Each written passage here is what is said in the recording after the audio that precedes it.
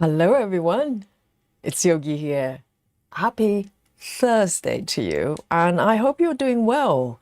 And it's getting a little bit um, chilly recently in the UK. Not chilly, quite chilly yet, but a lot more chilled and cool, much cooler. And it's getting darker as well because I notice it when I come back from work in the evening.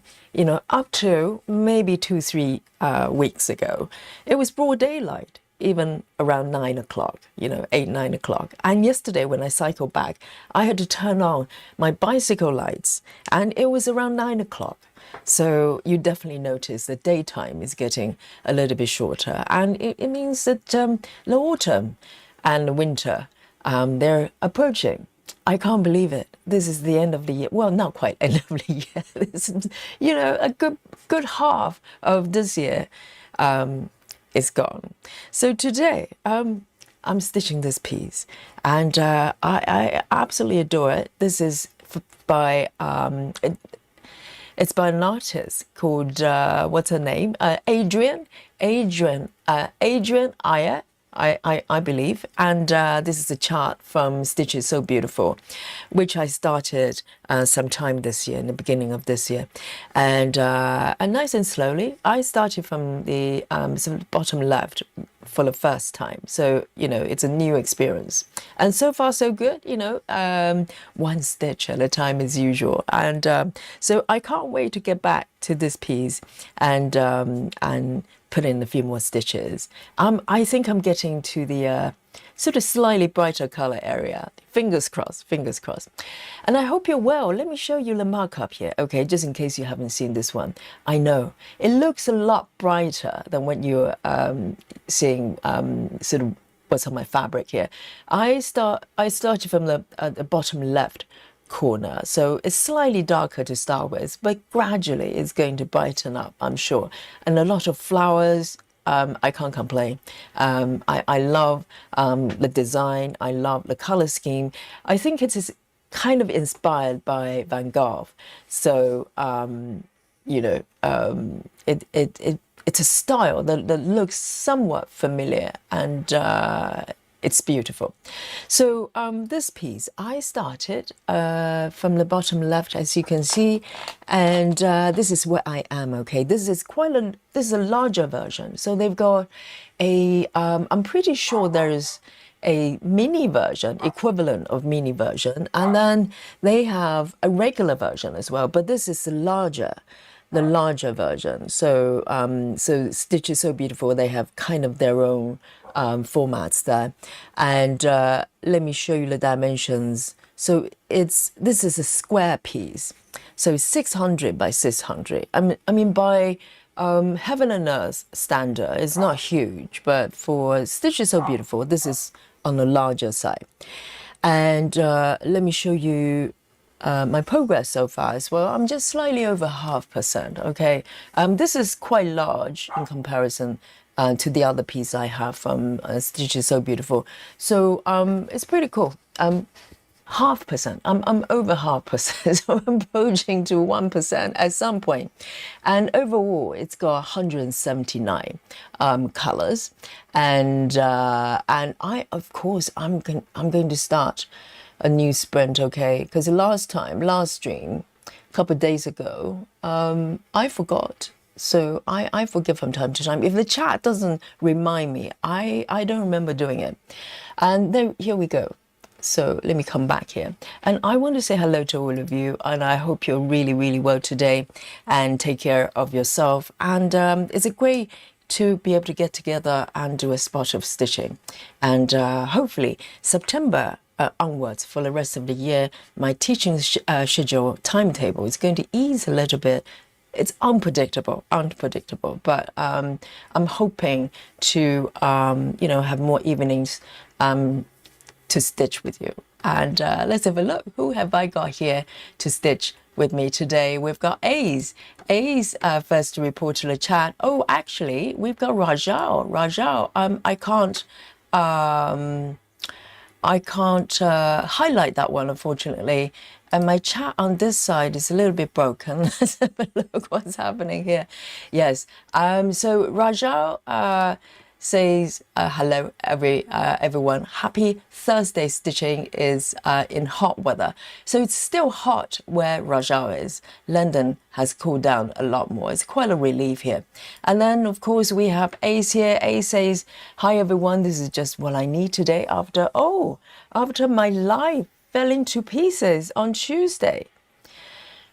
I'm so sorry, Ace. I hope you're well, and do not worry. We're here to support you emotionally, if not anything else. And yes, just join in and stitch with Yogi, okay, and everyone here. And take a deep breath with Yogi, and all is going to be fine.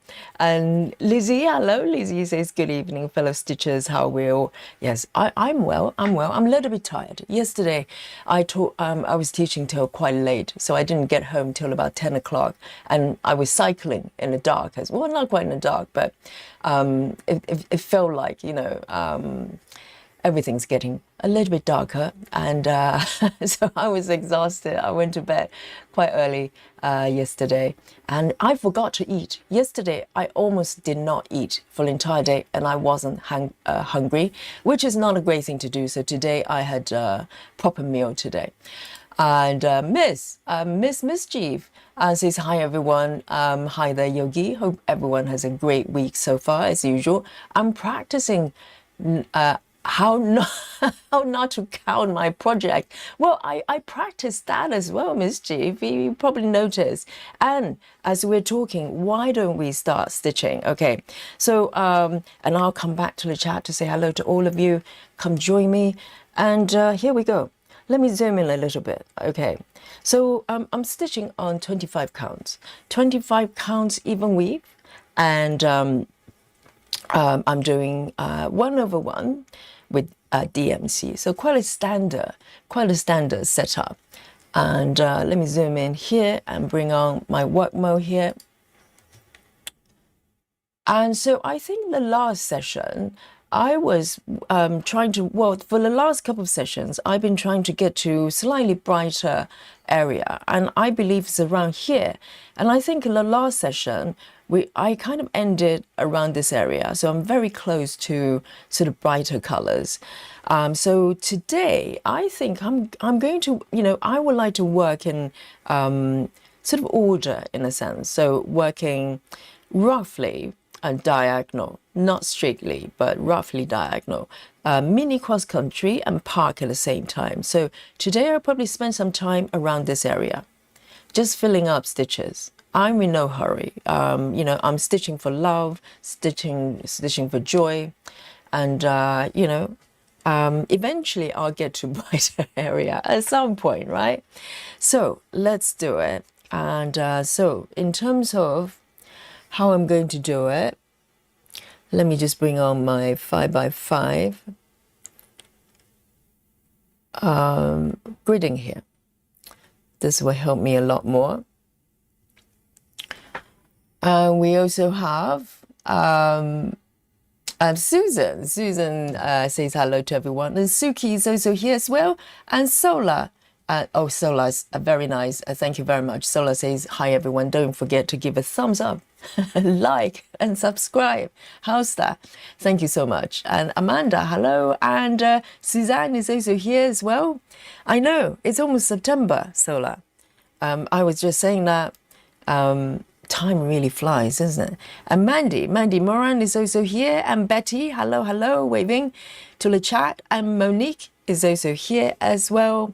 And Monique says, I'm almost 1%. Well done there. Thank you so much. Every 0.5% is a milestone, and particularly with larger pieces, a half percent, takes a lot of stitches. So I'm not complaining at all. So I'm gonna just start to pick stitches from this area. It just kind of just begging me to fill in this area. So let's have a look. I might start with a ninja. Oh, roughly, almost ninja, not quite ninja. Good. I'm going to start with 502. Sorry, my voice is a little bit, iffy right now because I was using a lot of my voice yesterday. 502, so I'm going to speak even more softly today. 502. And particularly last night, I ended with hot yoga as well. So hot yoga is a little bit more demanding to teach in some way because you're in a very hot room with everybody. So everybody's so sweaty. And I really love sweating. So I love teaching hot yoga, but it does take a little bit out of you. So let me find my spot here. 1, 2, 3. I think it's this one. I hope. Let me zoom in a little bit because these are beautiful stitches. Love Drunk, hello. Yogi, says good evening, Yogi and chat. And Alison has joined us as well. Good evening to you, Alison. I hope Scotland has cooled down as well. I mean, Scotland is always a little bit cooler than London anyway. Let me just double check. Am I even correct with this? Yes, it looks correct. So this one, this stitch looks a little bit iffy, but I'm going to fudge anyway. I'm going to fudge all the way. I don't care. You can't tell. But with thread ending today, you can tell that previously I've been doing the waist ending. I'm going to stop doing that. I think I'm looking for a little bit more, I don't know. I want to say tidiness, but it's not about tidiness. It's about maybe less threads on my fabric here. So I really enjoy doing that for a while, but I think today I am going to do a tuck in. All right, so I'm going to just keep stitching here, and I will stop when I run into pass threads. That's normally how I do it with this method. So I'm going to park it here. Oh, actually, I'm going to stitch this one. I'm going to stitch this one.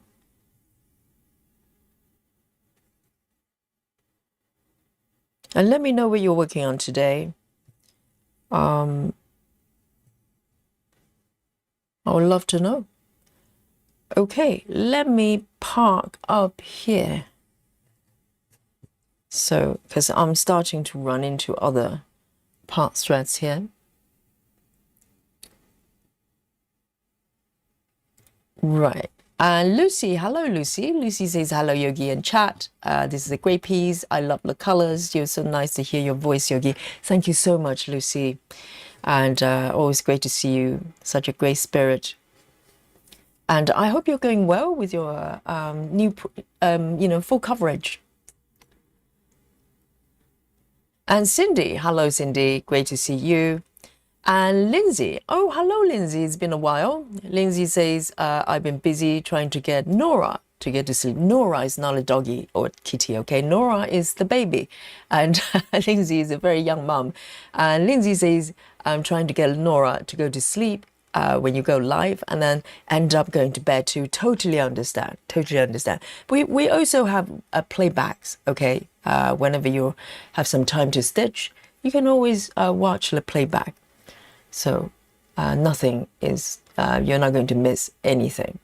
Right, I'm going to come down here and start to pick my stitches. And this one indeed is a ginger, not ginger, I nearly say ginger stitch. No, ninja stitch. Maybe there's such a thing as a ginger stitch. And we need to give it a new definition. All right, just one stitch, 915. Now, 931. I can't read. 931. And I've been either working or, when I'm not working, whenever I have a moment at all, either I'm working on our work and the Advent calendar, or I'm doing charting. So Rachel was helping me to chart, and she put in a lot of effort. But I think the charts are getting slightly fiddly. So I decided to take over, and I will, of course, send the charts over for Rachel to have a look to see if there's any problem when I'm done, because it requires a lot of back and forth, and I don't think it's fair to get Rachel to do all that, because Rachel is doing it out of the goodness of her heart, and she's busy. She's got a full-time job there. So now I starting to invest some time to do the charting. So but I think I'm getting there. I think I'm starting to understand what is required. So 931 here. So a lot of kind of repair you have to do back and forth, including modifying the artwork itself. I'm quite lucky because I'm charting my own artwork, so I can go into the artwork and tweak things. If you're like heaven and earth, you can't really ask the artist to change things for you. So charting might be quite tricky.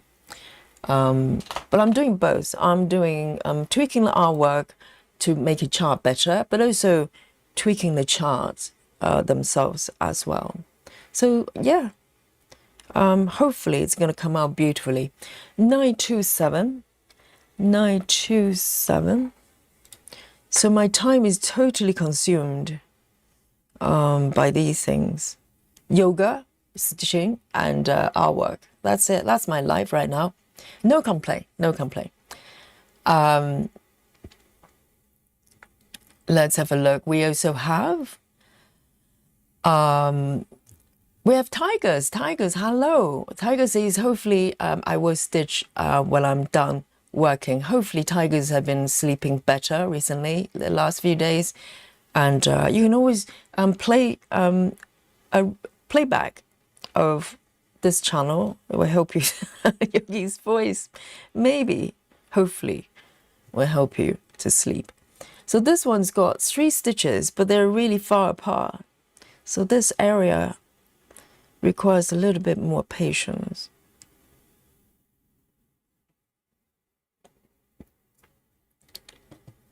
Alison says very overcast and muggy. Okay, sounds like a Scottish weather to me, or raining. We rained a little bit last night, so maybe that's a good thing. It was quite wet when I got up this morning, but it has not really rained much during the day, if at all. So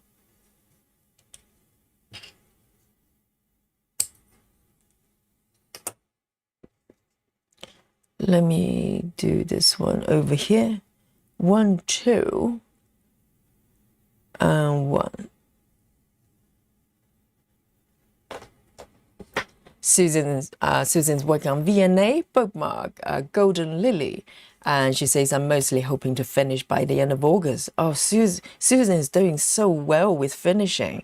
I know there's smaller pieces and some of them are not full coverage, but still the discipline of monthly new start, and then finish them pretty within a very short period of time.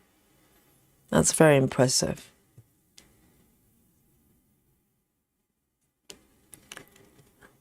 Okay, let me do this one as well. I think I can probably get away with this one here, and then I can end it.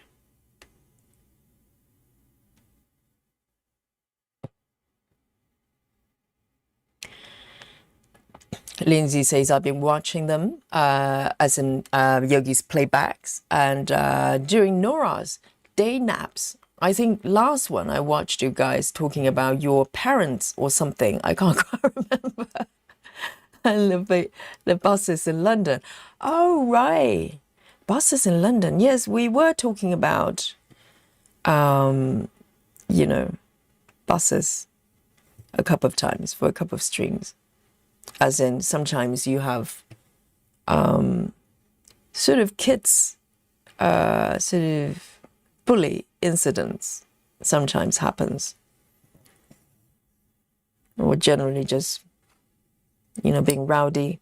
All right, so this one is done. 927, 927. Lucy says, yes, I'm doing well with my first full coverage. Do you think you will be starting your pattern on Saturday? I cannot wait to purchase it and do my first sale. Oh, wonderful. Thank you very much. You know, Lucy, the great news is that chart is going so well. Let me just show you quickly. Can I show you a little bit? This is not the final draft, okay? But I did create a version. So I've been trying to decide on, let me just bring this on here. Hang on. So this is Lindsay. So Lucy's question is asking about my new chart, upcoming new chart. It's not out yet. And so there's going to be a main chart and a spotlight, what I call spotlight, which is an element of the chart I'm doing, which I think was kind of highlighting. But can I just quickly show you? This is not final version just yet, okay? So I have charted, this is an actual chart. This is not an illustration. Let me just bring this up here. Hang on, what happened to the chart here? So this, I want to move it down here. Okay, so this is what I mean. So, so this is an actual chart that I produced. I think this may be, I'm going to do a regular and a max. This may be the max, so slightly higher fidelity. But I'm just testing out what dimension is best for this chart. And I think it's come out pretty decent, don't you think? And I'm still tweaking bits and pieces. So this is slightly older draft. I've been working on more refined ones. So this chart, Lucy, so this chart technically is ready to come out on Saturday. But I would like to have the spotlight, which is the little floral painting, you know, on the upper right there. I want that chart to come out as well. But in a strange way, that chart is that image is actually harder to chart. It's actually much trickier to chart because of the wording. So I might need to make some sort of changes, either on the artwork or, you know, maybe chart in a different way. I don't want it to be too big. So I think that's probably the tricky part, to capture enough, you know, details, but not having a massive chart. But this one, the main one will be slightly larger. There will be a regular size and a max size with more colors as well. So this is what I'm working on. Whether it's going to come out on Saturday, I'm not sure, but it will be in the next week or so. So thank you so much, Lucy, for mentioning that. It's very encouraging because sometimes you're working on a, you know, completely new project. This is brand new for me, and you don't know, you know, how it's going to go down.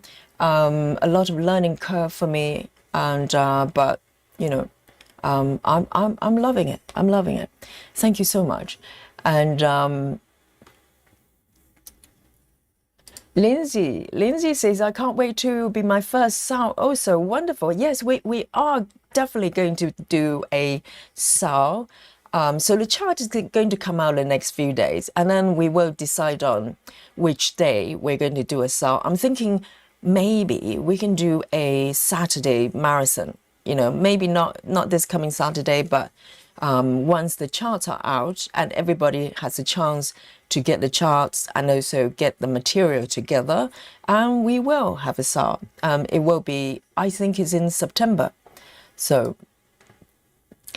and Lucy says that's so nice, did a wonderful job. Thank you so much. I wanted to come out perfectly. So, you know, as someone who's brand new to charting, you know, I wanted to be, you know, something worth stitching, you know, and something that I would love stitching as well. And Sola says, great colors and composition. Thank you so much. Yes, the artwork part of it, I really enjoyed it because, I came from our background, so it's kind of going back to my own route. But the charting part of it was brand new territory.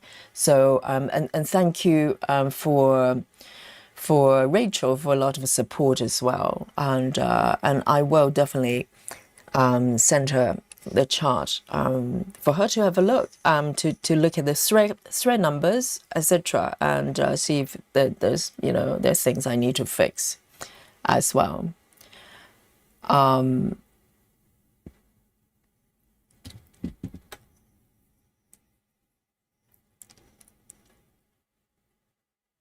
Susan says we had storm complete with thunder and lightning. Really? There's nothing that exciting here in London. Just a little bit of a drip and drop of rain, but not much. So, but it has been slightly cloudy. So yesterday was okay. Yesterday was relatively sunny, but today is a little bit more cloudy here. So let me pick my next color here. So hopefully, yes. So the answer for you is for the charts will come out, if not Saturday, because I'm trying to refine the other chart, the smaller one, and I want both of them to come out together. So, oh, this one is the weird one. I forgot which one this was. I did take a note. Have a look at this. This one is not supposed to be blue. I'm pretty sure I put it down on a note. Let me double check, because this chart, when I import it to Saga, two colors came out weird. So let me see if I can find it.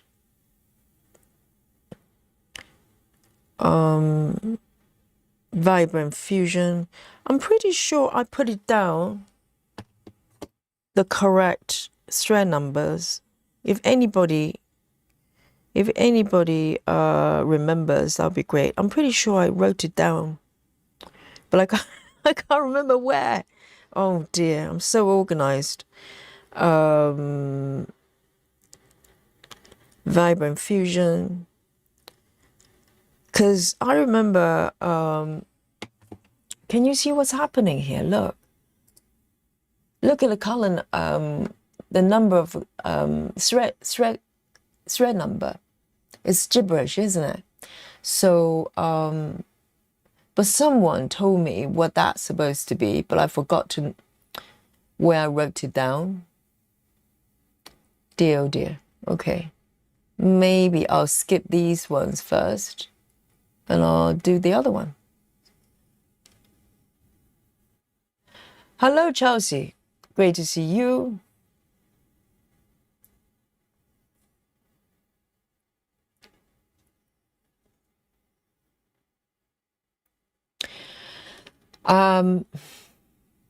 Lindsay says buses are a nightmare in the UK because I'm all for disability access, but I'm already on a very full bus and can't safely sit with Nora on my lap. I'm not getting off when I'm paid. Oh, when yes, that's true. So the UK buses, they're you tend to come, well, I think all buses, you probably get on there are two doors. One door for people getting on the bus, and the other main door, the bigger door, for people getting off. And when you get off, I think disability, if you're on a wheelchair or something like that, you could get on from the main door, can't you? The back door, where most of the time is for people getting off the bus. It's got sort of kind of some sort of the thing they can kind of like a ramp that if you have a wheelchair you could go there, or if you have really heavy luggage or something. But I'm not sure. Yes, you do have to pay before you can sit down. That is kind of the procedure. I think most ladies with babies that I've seen, they're allowed to get on from the main door, so they can push the pram or something through there.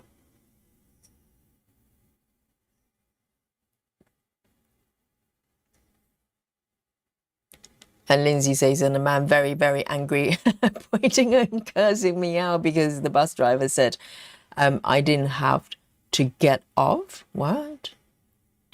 Yes, but I only have, my main experiences as a bus experience is sort of London buses, as in double-decker bus.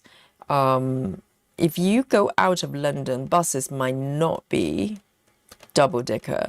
They might be standard buses, that's got smaller doors, etc., which could be tricky if you have a wheelchair, etc. But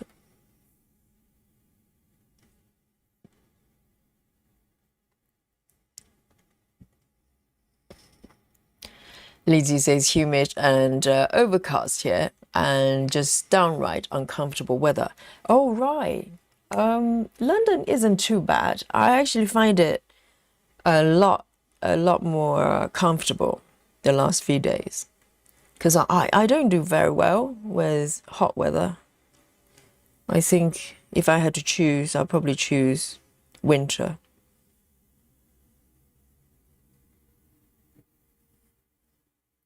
And Rachel's in the chat, says, just finished work. I'm going to do some jogging on the treadmill. It's too hot outside and going to rain in a little bit. Yes, enjoy it. And thank you, Rachel, for your effort working on my charts. And I will forward my versions over to you for you to have a look.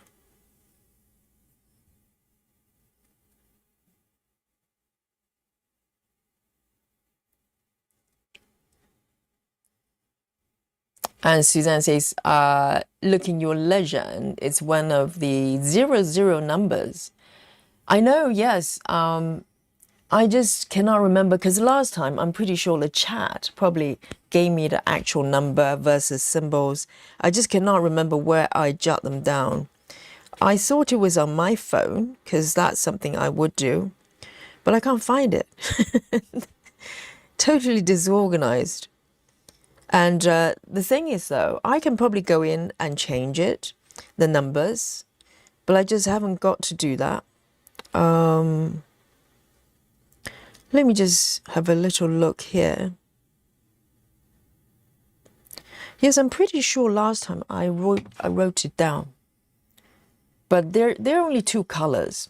They came out gibberish.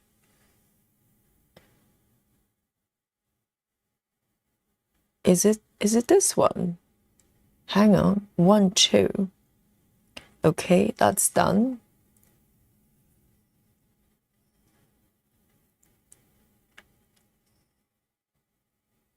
And then 1, 2, and this one.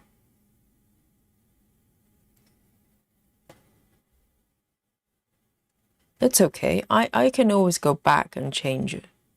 It's not a problem.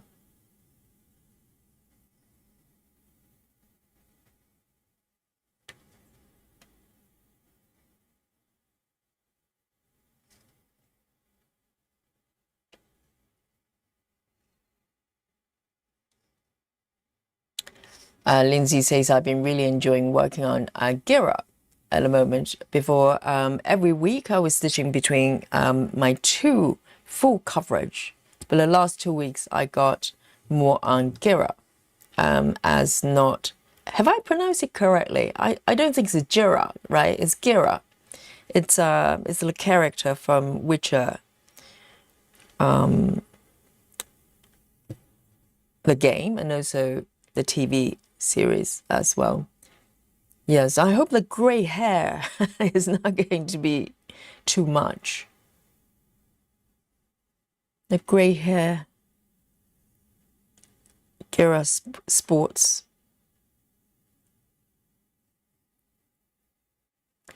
2 stitches. All right.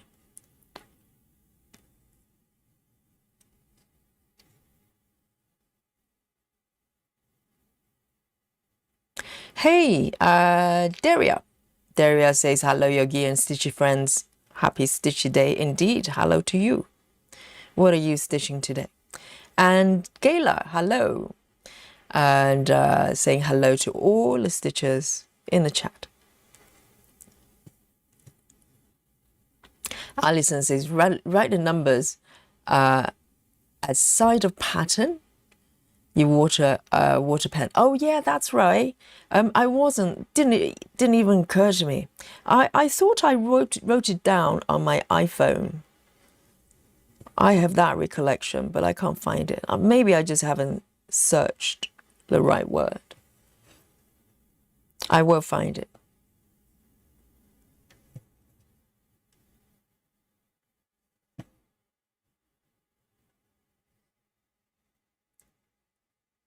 Because on Saga, you could go on.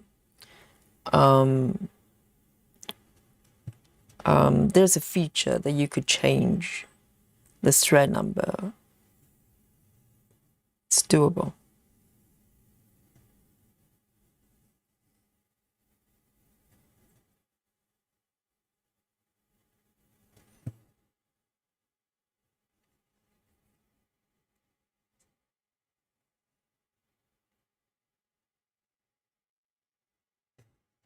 Okay, over there, and 2 stitches. Let me see, 1, 2, 3, and then this one.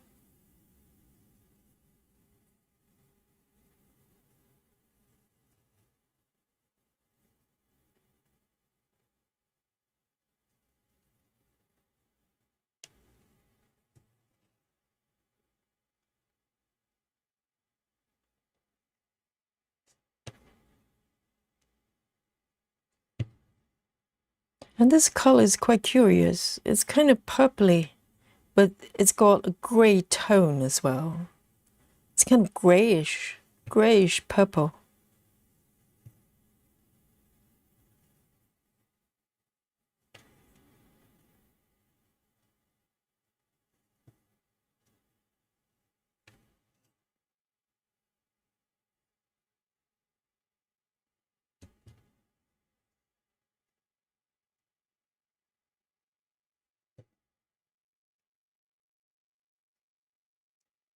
Chelsea says, what are everybody's thoughts on markup update coming this week? It's not out yet, is it? So is it going to be like some sort of major update? As in, you know, they're going to make it usable. I am so harsh. I know, Chelsea. But sounds like Chelsea's a fan of the app.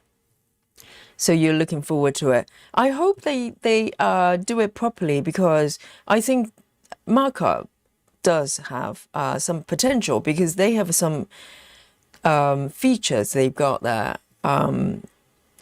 They're quite useful, but it's just the interface is a little bit of a mess, and usability is not great. But you know, if they can fix that, it's fantastic.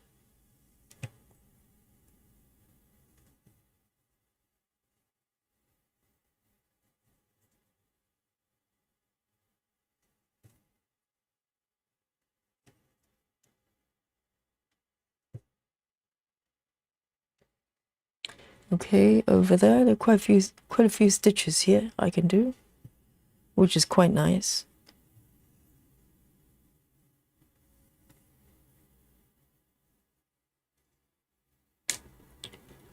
And let me zoom in a little bit.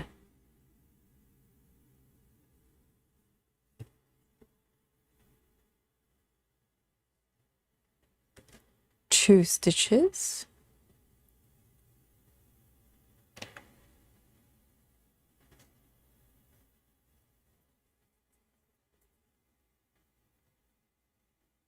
Chelsea says, markup RXP, the devs say it's a rebuild from ground up, so I'm concerned.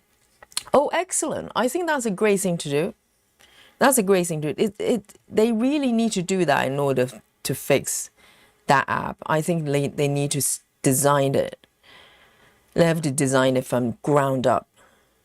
Because a lot of times, it's kind of a false economy, thinking that you just fix a little bit and maybe eventually the whole thing is going to be great. No, it's actually a lot of times you just have to take everything apart and do it from ground up. I'm glad to hear that, actually.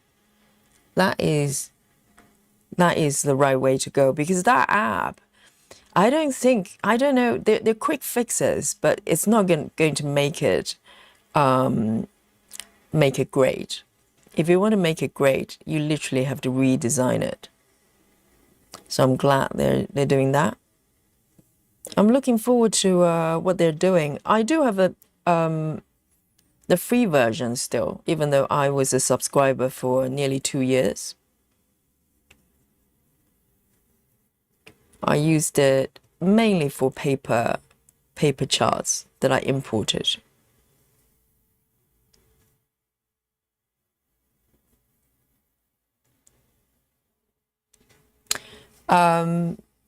Lizzie is asking, what is the symbol you're confused over? So this is Saga, so it might not be the same as the original chart, but it was this one. It's the anchor. Can you see that? Let me see if I can highlight it. So currently I'm stitching the telephone.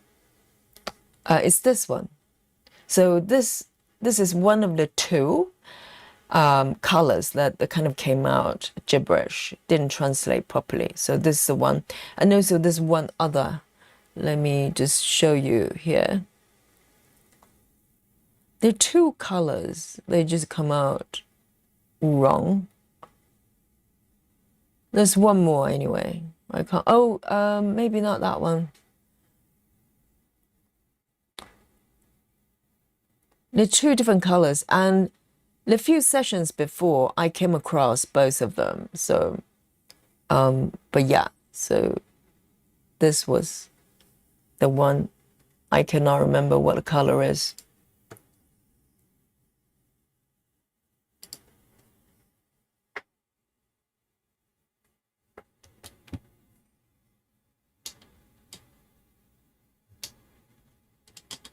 Alison, are you referring to Markup RXP? She says, I've seen some snippets on the video shared and it looks decent. Time will tell. Are they revamping the look as well? Is it literally just going to come out like a different app? The look and feel is kind of secondary. Obviously, it helps to make it look more professional. But I think it's more of the usability, the workflow, the interface. A lot of what they were doing just did not make sense.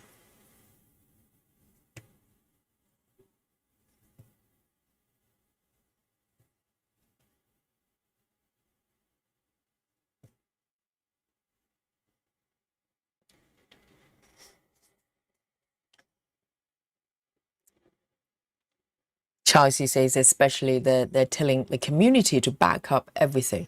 Yes, I think that's very sound warning, because if you don't back up, the new update might just wipe out, overwrite everything.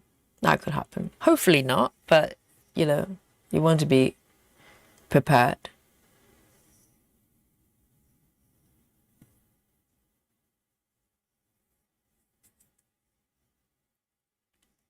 Susan says, I think I saw someone saying markup.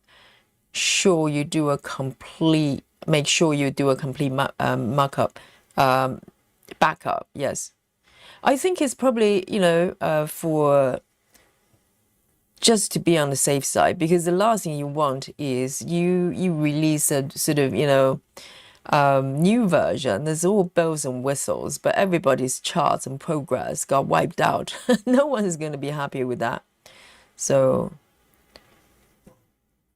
it's probably just a security measure, just in case,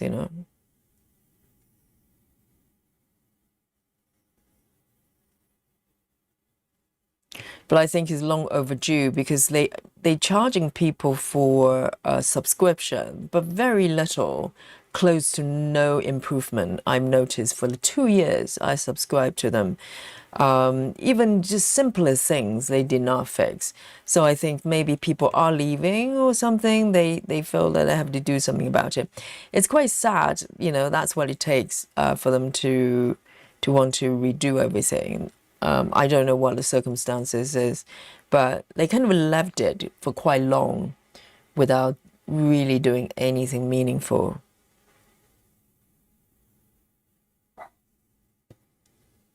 Okay, I'm going to park it here.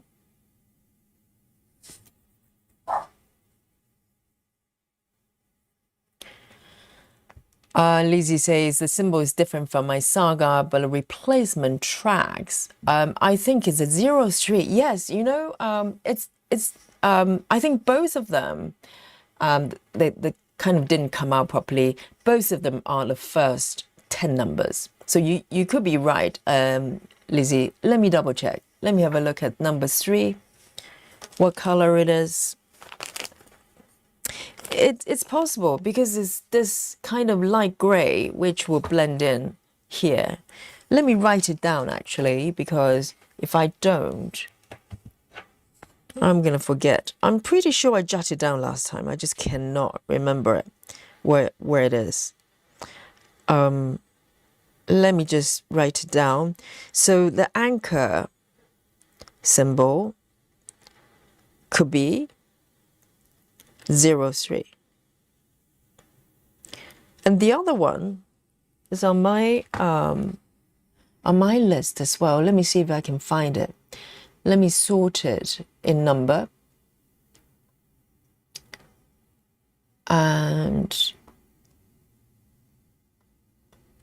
it should be at the bottom. I only see one actually. Maybe I fixed the other one. I'm not sure. There is one there, and I think both of them are either number 2.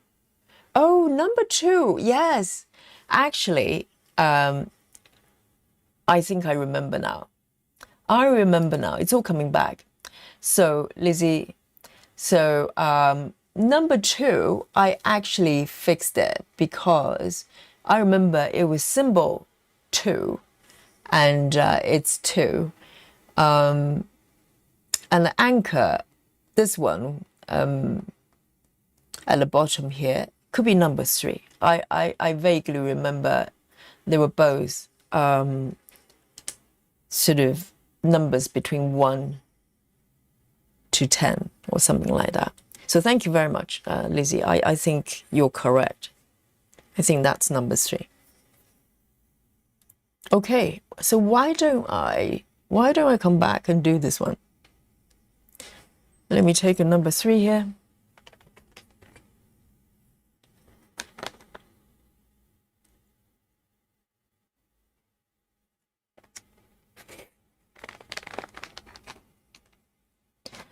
Hey, Lynn. Lynn says, hi, Yogi. All stitches and Cynthia. Glad you're back, Yogi. I'm late watching Komari. Yes, the daily dose of Lynn's, you know, little attempt of making Yogi cry. Okay, it's all right. You can watch Komari, all right? And when you have like 2 minutes, you can come to Yogi and watch Yogi. I can live with that. I hope you're well, and I hope Molly is well as well. And Midnight, everybody's doing good. And a husband, of course. And Alison says, still got a markup look. Backup is just a backup. Said in testing that all uploads were still there. Yes, testing is one thing, because if they're, well, it's I think it's a, you know, right thing to do, to tell everybody to back up. I can't remember how easy it is to back up files from markup. Can you do a bulk markup to back up, or do you have to do it individually like Pattern Keeper?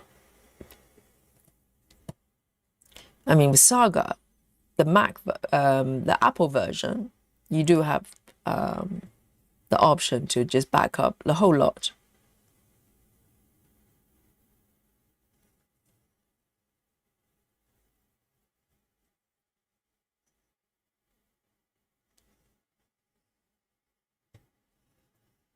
I think this color should be correct. It blends in, right? Does it? I think it does blend in.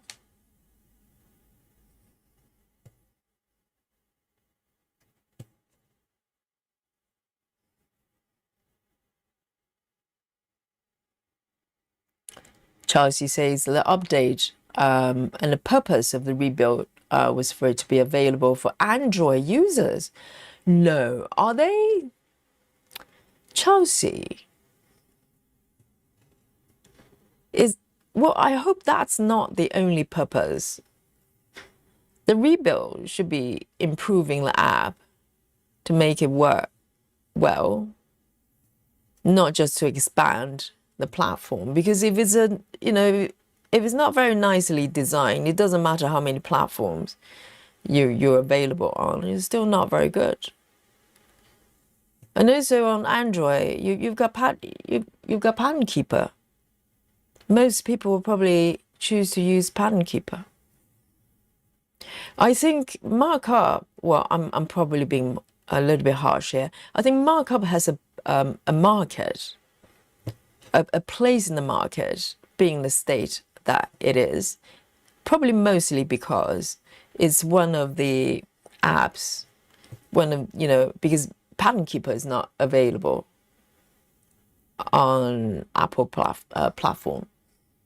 So they have that, sort of people that do not want to invest in a Android device, and they probably, as a second choice, they choose markup. I don't know. I'm sure some people love markup. Okay, so they're probably going, Yogi, you're talking rubbish.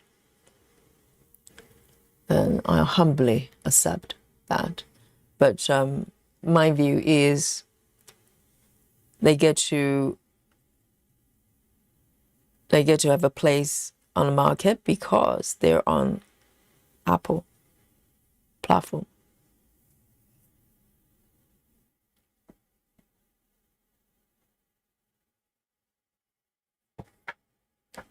Chelsea says I individually back up the patterns I'm actively working on.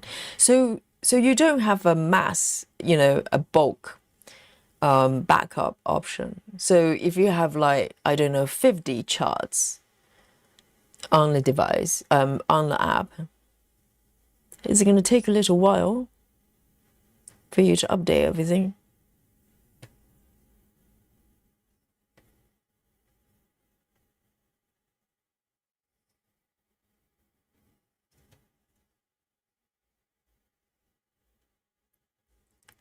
One, two. Where am I? One, two. Okay, I've got two here and one over here, and there's another one over here.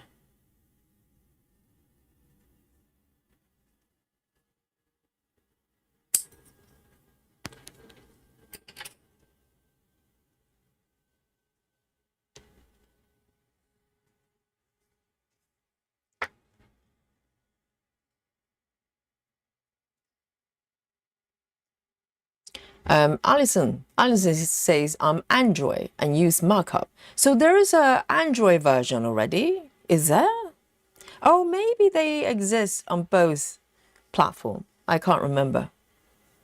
Do they have a Android version already? So why do they need to do anything in order to do that? I don't know.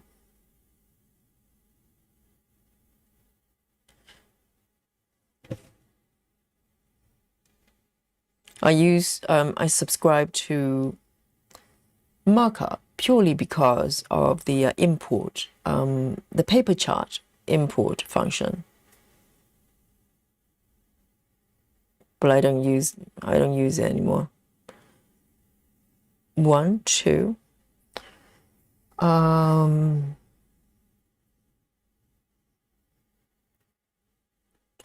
stitch here, 1, 2, 2 over there, and here. Oh, it's tricky.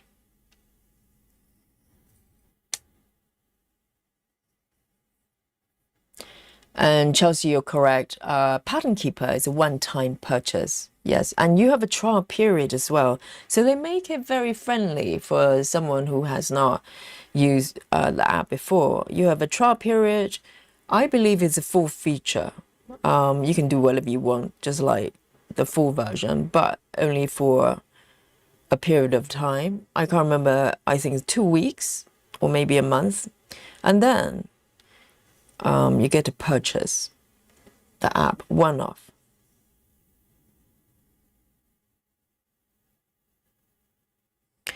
One, two, one, two. It doesn't match. I don't know why it doesn't match. So, oh dear. Okay, I think I know what the problem is. So, 1, 2 here. It's okay. I can fudge. I can fudge.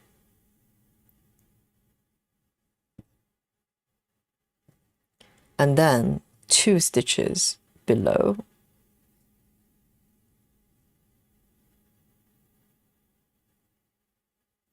And then 2 more. Okay, I'm good. And then 1.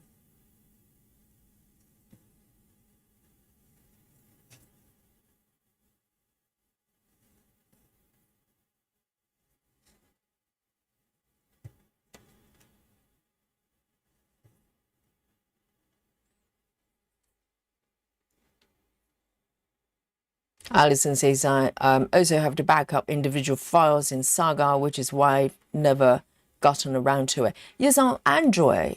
Are you on Android, Alison? So, you use both. You use Markup and you use Saga. I think Saga, the Android version of Saga, yes, is slightly behind because they have been banned from the App Store on Google, so they're not able to put in any more work. So I think the iOS version is a lot more advanced. So on the Apple version, you could do a global save.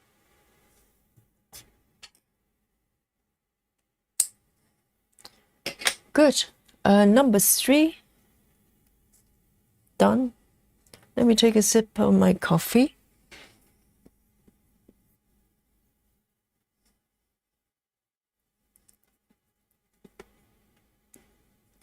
Lizzie says, try to ask how many webs Alison has got.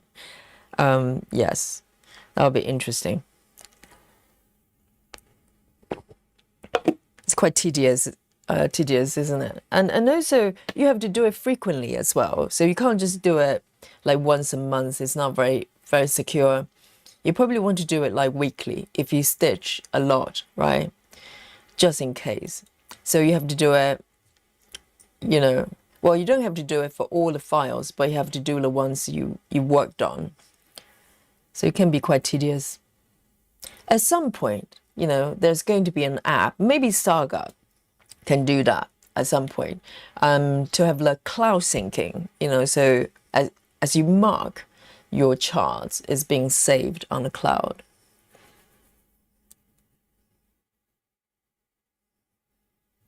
Oh, so Alison's got about 40. But the thing is, though, you probably just need to, yes, I think, you know, for this exercise, you probably have to save, back up all 40 of them. But going forward, you know, you just need to back up the ones that you worked on. But you do have to remember. So that's the problem. Maybe there's some sort of reminder feature. Or maybe it just syncs, you know? It just saves whatever you do for you without you having to ask. All right then, next one, 3860. 3860.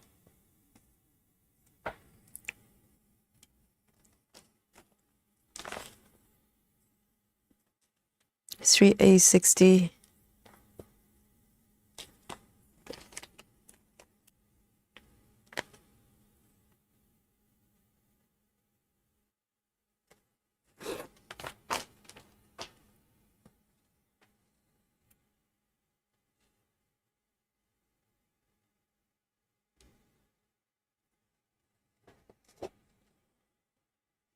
Oh, it's looking a little bit better. It's filled up a little bit. I think the color is definitely correct because it's blending in.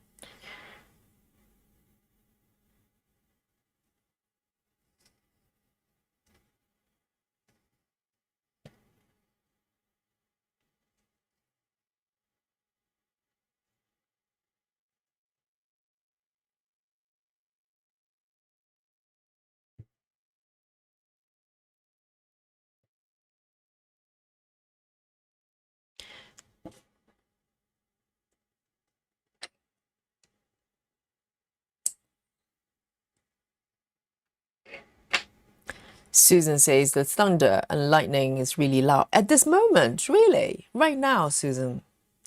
The thunderstorm. Wow. Stay safe, okay? Susan, don't get struck by anything, please. 1, 2, 1 stitch there, and 3 over here.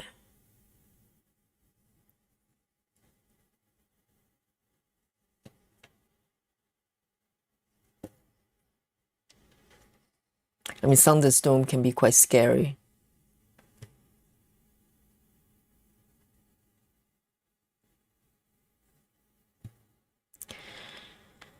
Alison says, luckily, most are on Saga. I think only 7 are on markup. And they're not Saga compatible. Oh, right. Okay. Yes, I think Saga does not read anything that's, I don't know. A lot of samplers, you know, they're not compatible with Saga. I think Saga is probably most powerful when it comes to full coverage type of chart. I don't know. But then again, you know, Pattern Keeper is also not really designed to read. I'm trying to think.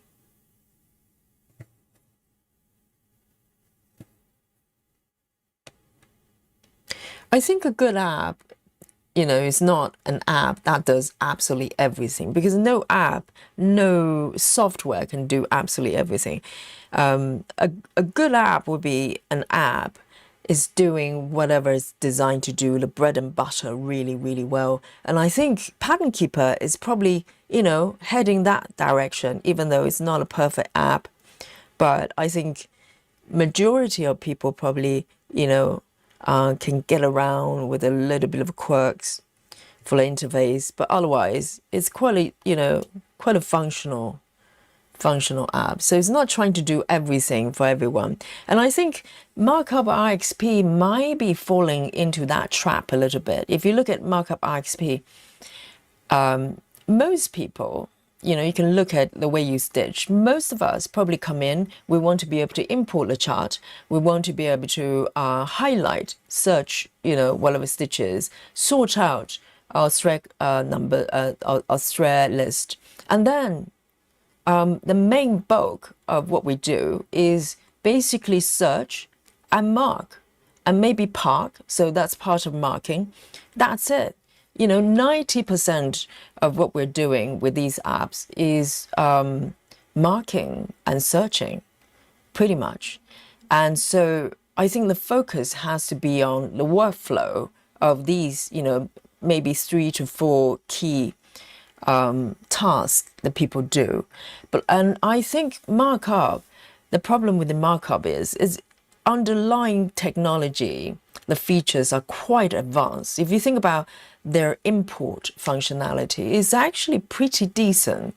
The problem is the actual interface, how you can do certain things is very, very clunky and very, very primitive. You know, I'm not going to mention the sort of way, you know, parking on that app again. Is, you know, I always remember it's going to appear in, you know, in my nightmare still. I'm not enjoying that at all when I was using it. But I think it's probably falling to the trap of trying to do too many things. You know, the app itself also has a built-in journaling functionality, and you can do all sorts of things, but just not very nice to use. So I don't know whether it's developed by a stitcher. I think, you know, I'm guessing probably not really, because it's not really being very tuned in to what stitchers do. 3371, 3371. I think designing app is just like being a human. You know, you can't be everything for everyone. You just have to be you and knowing your strengths and weaknesses and do your best. And that's it. 3371.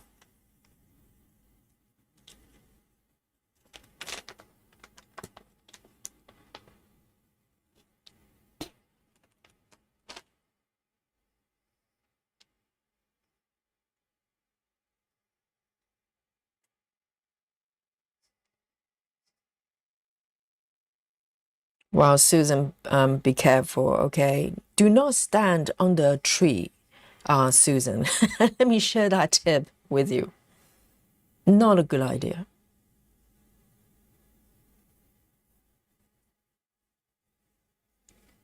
Okay, 3371. So this one is going to start here.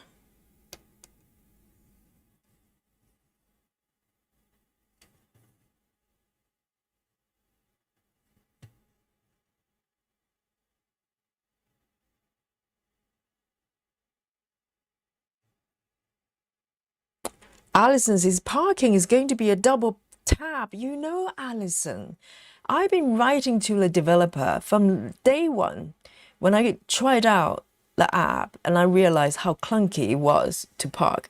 And that was like, how many years ago? It was during COVID.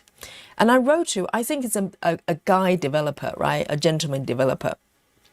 And I wrote to him immediately at that time, and it was back in 2023.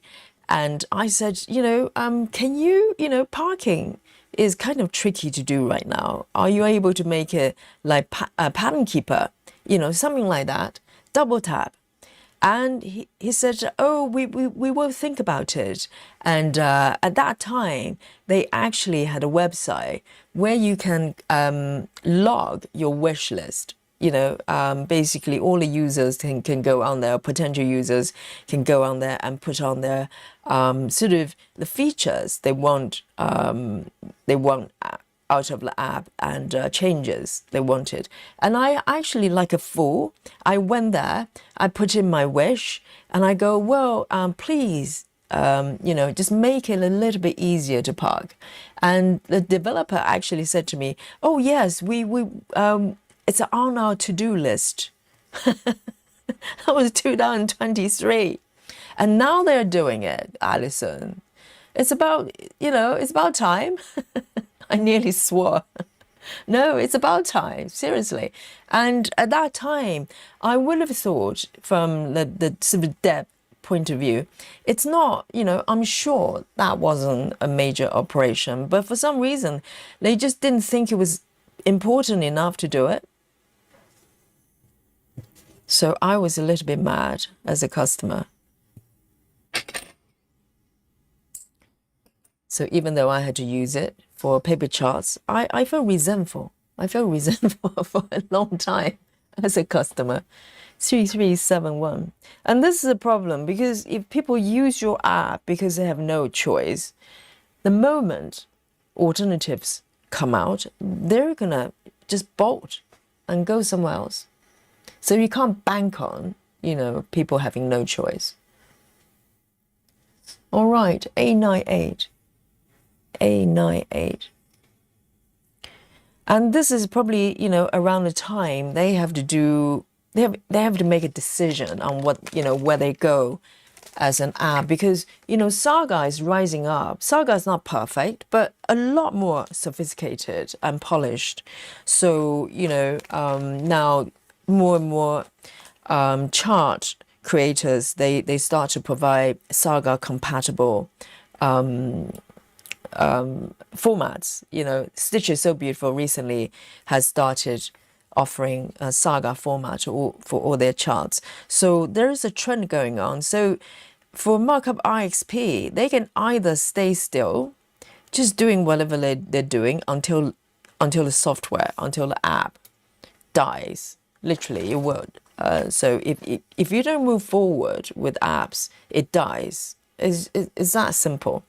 So I think they have to make a decision on whether they're just waiting for them to get pushed out of the market or do something about it. So I think they're doing something about it, which is good.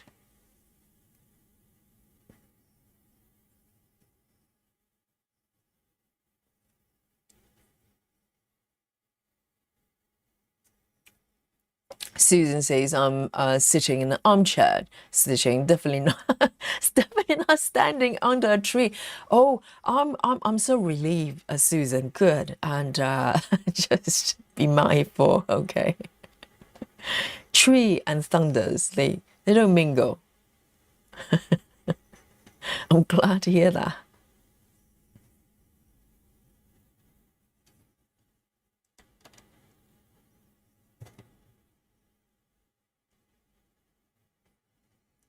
Janine, hello.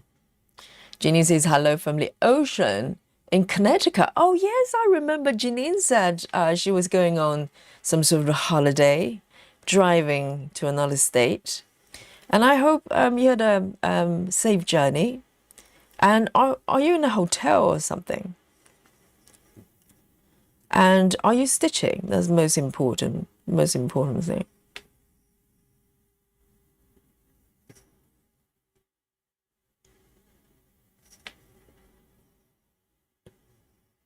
And hopefully Janine is going to relax a little bit. Janine has been a little bit stressed, haven't you, recently with work?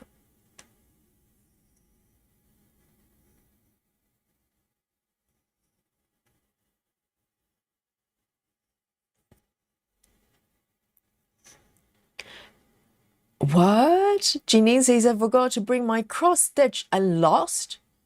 What? You lost your cross stitch project, or you forgot to bring your cross stitching project? Which one? How could you? How could you forget to bring your stamp kit and stuff like that? I think stamp kit would be probably a nice one to do if you're on the go, on holiday, because you don't have to have the chart necessarily.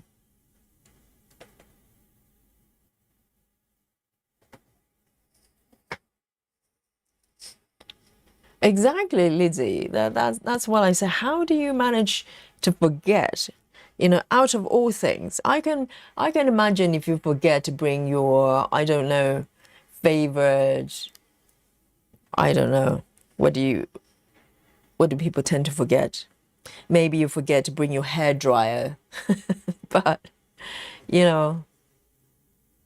how could you forget to bring your stitching project? That's crazy. Where am I? 1 and 2. Oh dear, no. I think I did one extra stitch here. It's okay. I can reverse stitch.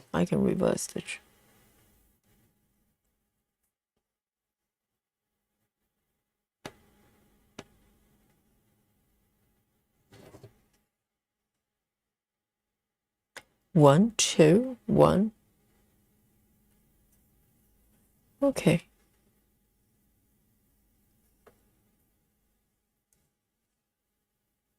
Janine says, I'm staying at a hotel not far from the ocean. Going to have either oysters or lobsters for dinner tonight. Okay, just like to put out an announcement for all the sea creatures in sort of Janine's area, okay, on the beach or whatever. And Janine's ready for a nice supper with oysters and lobsters, so local oysters, and all the sea creatures. Please swim away, run away. Yes, and Janine, Janine might have to eat something that's, you know, not from the ocean, because everybody is going to escape. And maybe some kale, nice kale, will be very nice. Ginny says, I packed my cross stitch, but didn't put it next to my suitcase, so walked out without. Oh dear. And how long is the holiday? Are you going to be okay? Are you going to suffer from some sort of withdrawal?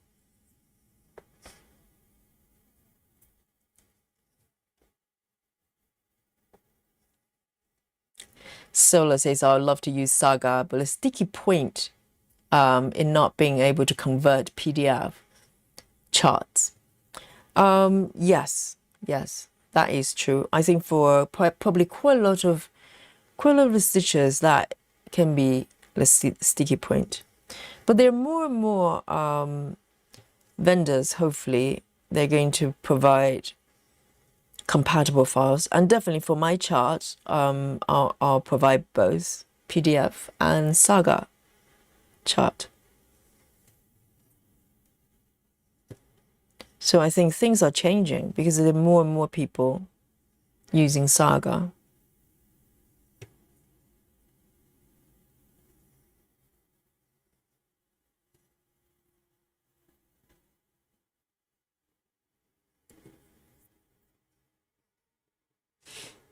Rachel says, back from my jog. I just did 2 miles today. Well done, Rachel.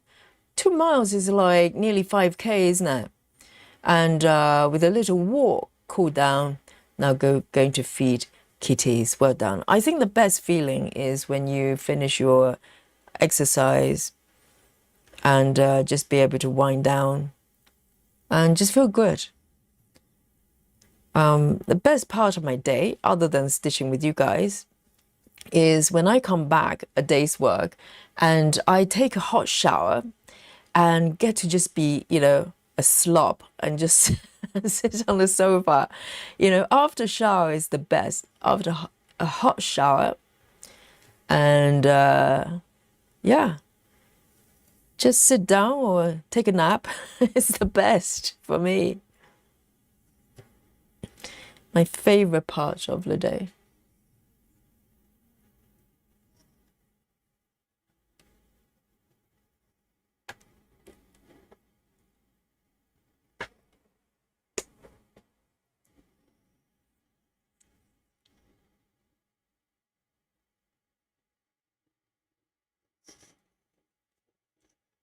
Oh, Betty says excuse to shop for a new project. How long is your holiday, Ginny? If it's more than 3 days, you need to do something about it. Maybe they're local kind of craft shops. They do like a cross-stitch kits. You need to just grab one, you know, emergency stitching.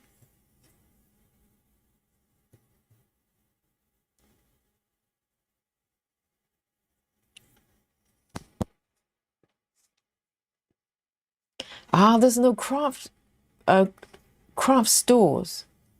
Oh, sorry. Solar says I tried to find the charts, but there is no result. What kind of charts? Oh, do you mean Saga compatible ones? Well, go to Stitch is So Beautiful. They offer Saga format for every single charts they've got, I believe. So they provide conversions already for all their charts. And there are quite a few Etsy vendors. They also provide compatible charts.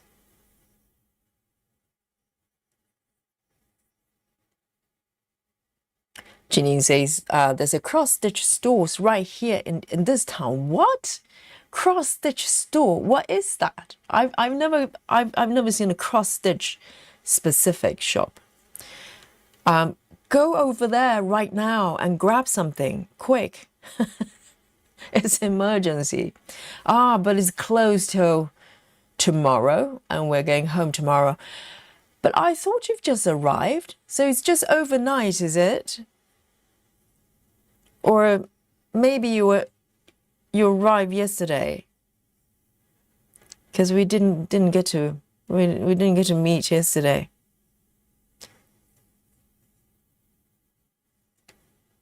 Well, fair enough, if you're going home tomorrow.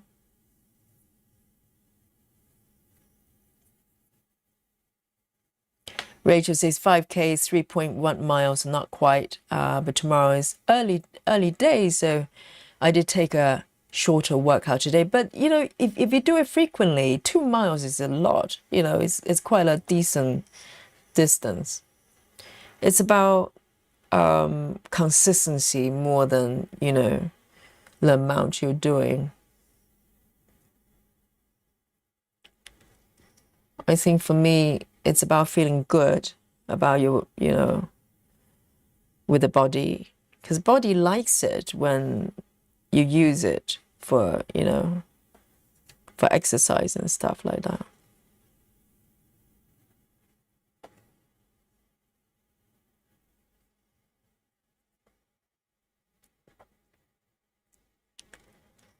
Janine says, just 2 nights getaway, quick holiday. Yes. Oh, I remember now, because it's the Labor Day kind of bank holiday situation, isn't it? That's fair.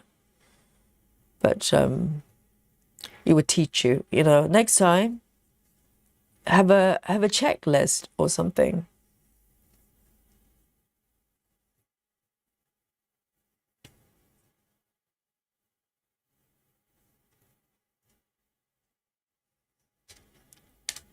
So Janine's probably watching Yogi stitching with envy, you know. Janine's going, I wish that was me. Stitching.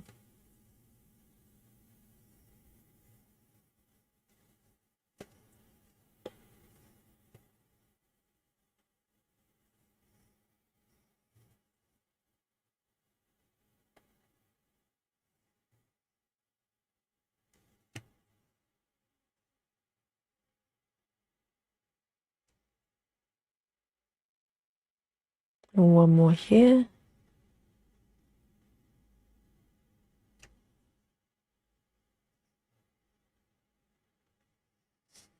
Very nice. It's looking nice. Look at this.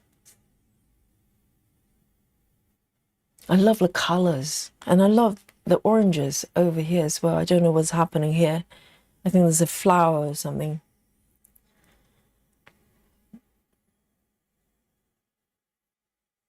Saga says only brand new patterns are available at Saga. All the older ones are still only pattern keeper friendly. It's possible because people probably were only, well, I don't know about Stitch is So Beautiful. I think all the charts, I believe, they're available in Saga format. But I think smaller vendors, they probably just apply that to newer patterns. I don't know. But they are around. So older charts, you know, if you push way back, really old charts, they're in paper patterns. So that's kind of slightly different kind of problem. Where am I? 1, 2. 1 over here, 2. There's one more.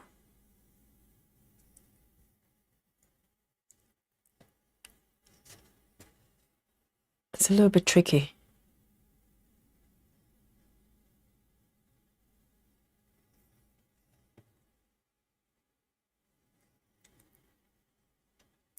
And Lizzie, so I think it was Solar, wasn't it? Solar, what platform are you on? Are you on Android or are you on iOS.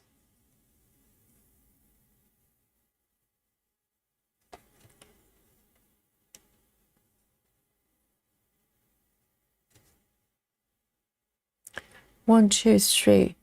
Why is it like this? What is this? Oh, it's a tail. Hang on. I don't know what this is. 1, 2, 3. Let me have a look. 2 over here. Okay, that's fine. 1, 2, 3.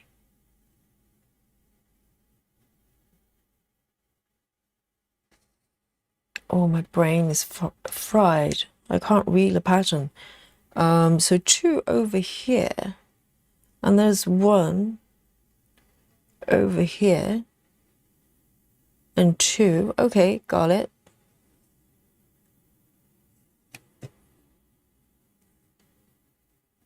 No, incorrect. There. 1, 2. Oh, I probably got this one incorrectly from the look of it. This one is not supposed to be here.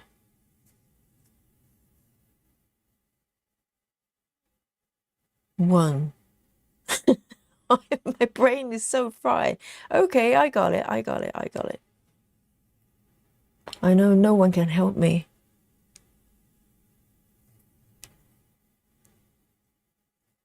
Here. Am I correct? 2. That one's done.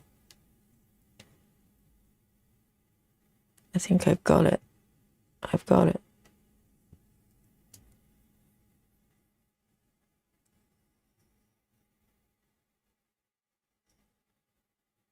Tiger says I'm done working, but I've stitched a lot the last 2 days, and my neck hates me. Oh, posture is so important, Tigers. You need to look after the way, the setup of your stitching, because we spend a lot of time sitting still when we're stitching. So you need to make sure that your head is in a neutral position. So if you have to dip your head down in order to stitch, it's going to create problem for the back of your neck. So I highly recommend desktop stand like I'm using here, because you can just sit like, if you're writing or working on a computer, very similar kind of posture. And I haven't got problem with stitching, because my head is kind of looking mostly forward rather than downwards, diagonal, but it's not putting pressure on my neck.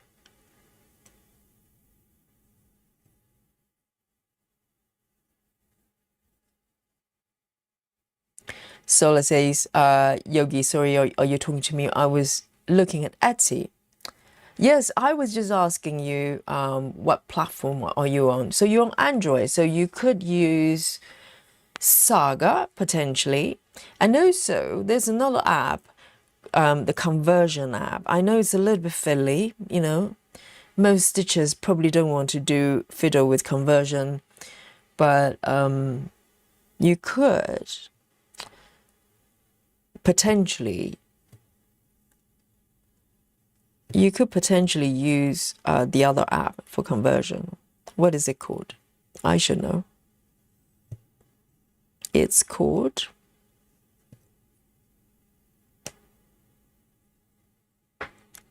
it will come to me. But it's fiddly. Solar has iPad as well. Okay, so you could you do have access to Saga as well.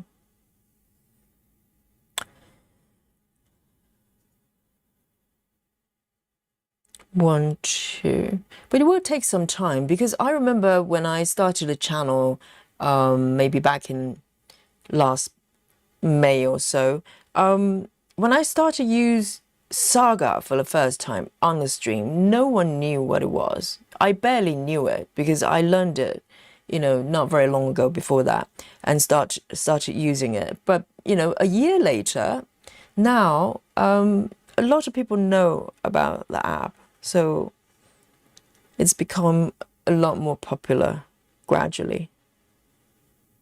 And I would say Saga is kind of industry standard as well, because if chart creators like Stitch is So Beautiful and a lot of Etsy vendors, they start providing this format, it probably means that, that there's a lot of demand for that.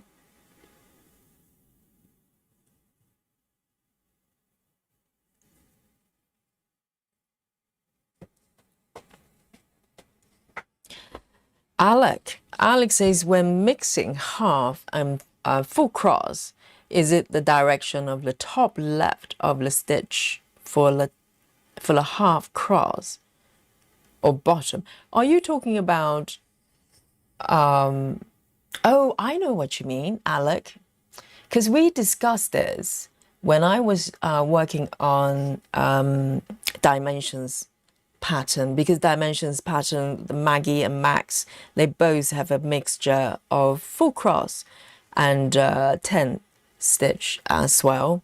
And personally, I just do it in a way that is intuitive for me, because I always do my tent as if I'm doing the first leg of my full cross. So my full cross is always this direction first, okay, and then from bottom left to upper right. So in theory, if I want my stitches to be super tidy, my 10 stitches should be facing this way, right?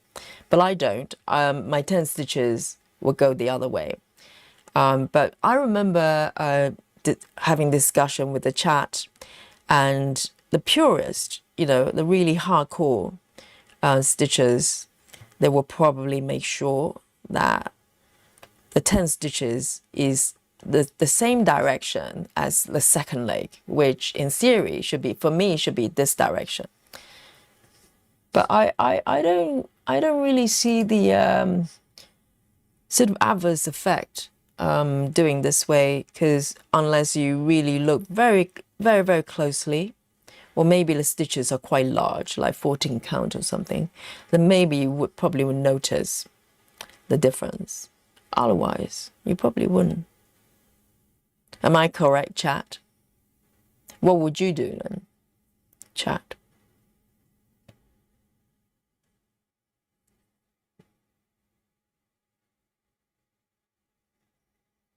Rachel says, I do my half crosses the direction of the bottom leg. So the bottom leg is what? The second leg or the first leg? Yes. If it's the first leg, then I'm doing the same, Rachel.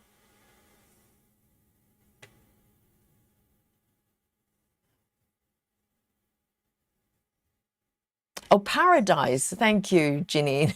Yes, I'm having trouble remembering that app, that name of that app. Paradise.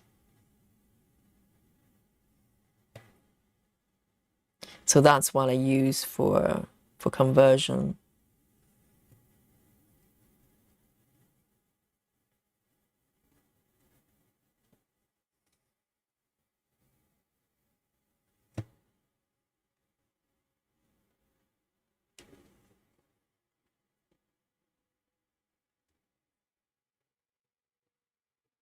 And thank you, Amanda. Yes, it's Paradise.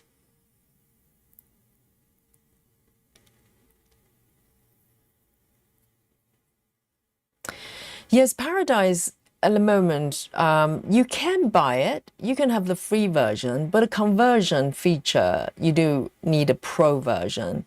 And I was quite lucky at that time because Needlebug actually gave me a code. I think she has some contact with the developers, so she was given some discount, not discount code, the access code for pro. So I was very lucky to get one from Needlebug. And but if you don't, then yes, it's I don't know what the solution is.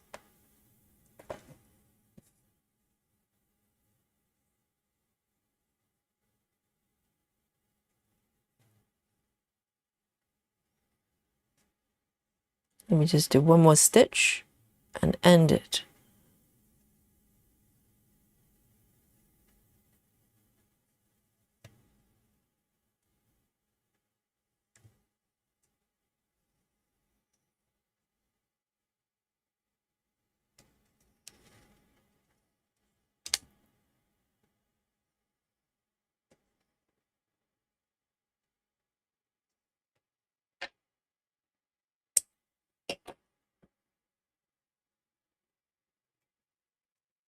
Lovely.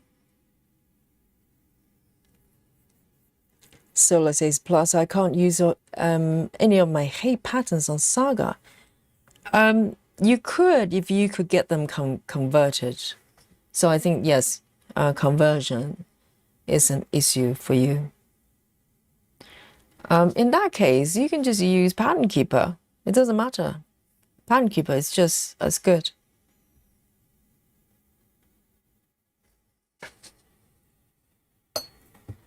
Amanda says you can still sideload it, referring to Paradise, I think. She says you don't need Google to download it to desktop. You can go to the website and download it. Can you? So the question is, can you get a pro version? Because the conversion feature is under the pro mode. If that's an option, that'll be good. Then you can just go straight to their website. Amanda says, I have all my hate patterns on Saga. You do have to convert them to the Saga compatible files. Yes, that's how I did it as well. And there are 2 stitches here I want to patch up. Maybe just one. That one is done, right? Just this one.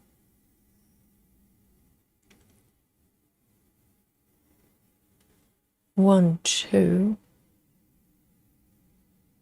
That one, I think I stitched it. 317.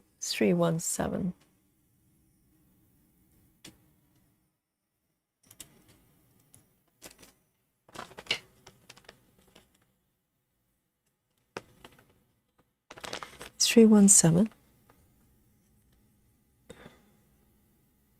And I've been watching the Lindsay Clancy trial as well, and now they're waiting for verdict. I don't know how long it's gonna take them to come back with a verdict.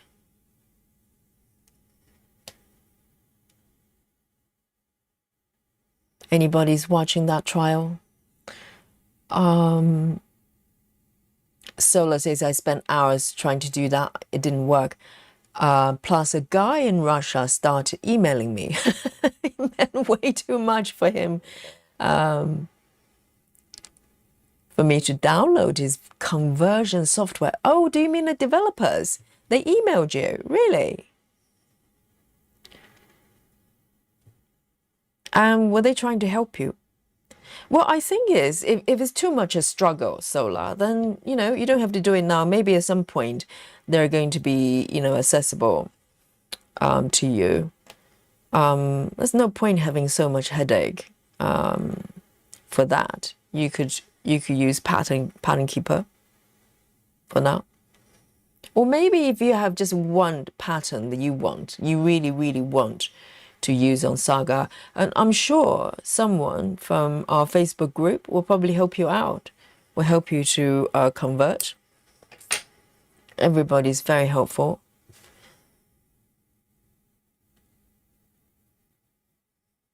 Let me have a look. Here, 2 and 1 over here and 2.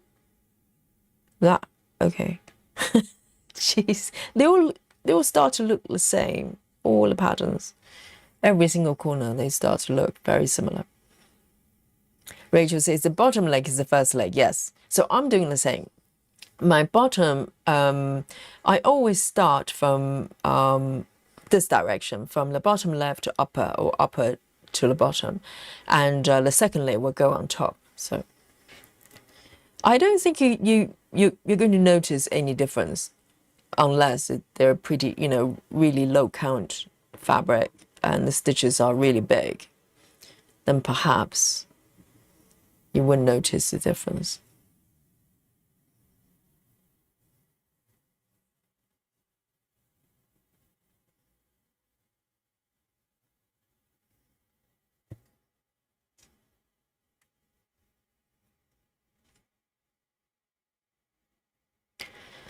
Sola says you can't get CS Paradise anymore.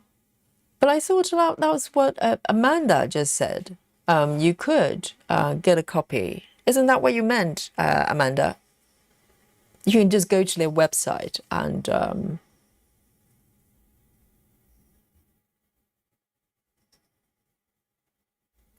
Betty says, this is my top cross that way. So that's my first, that's the cross stitch. Oh, the top. Okay, so Betty is doing the opposite.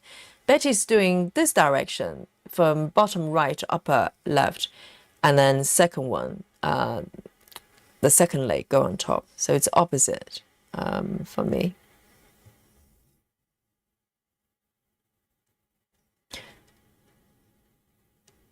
And Betty, if you were to do 10 stitches, if you're going to mix them together, how would you do it?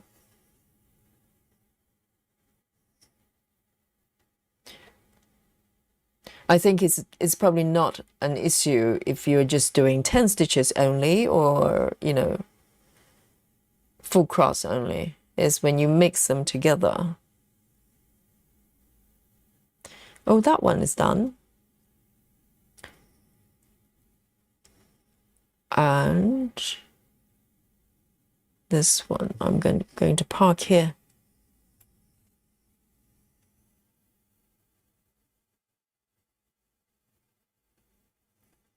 Or in fact, I am going to end this one because I've got another thread of the same color right here. Let me have a look here.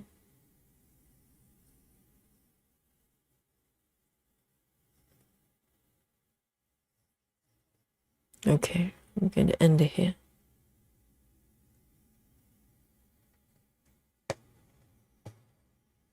Amanda says Cross Stitch Paradise is only available on desktop and Android. Yes. I think there is a link on our Facebook group to the desktop version. I tried it. I don't sort of tell people to go there because for my computer it didn't work. So I don't know. I think it worked. It worked for some stitches. 317.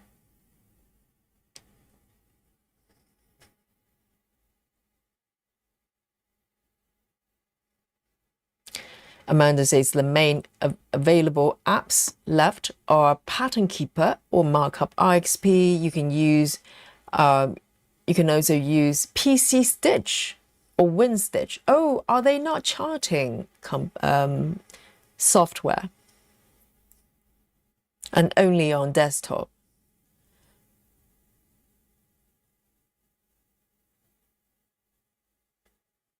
Chelsea says for the Lindsay Cleansey, I'm convinced the husband did it. Really? So Chelsea's one of those people actually believe the husband did it.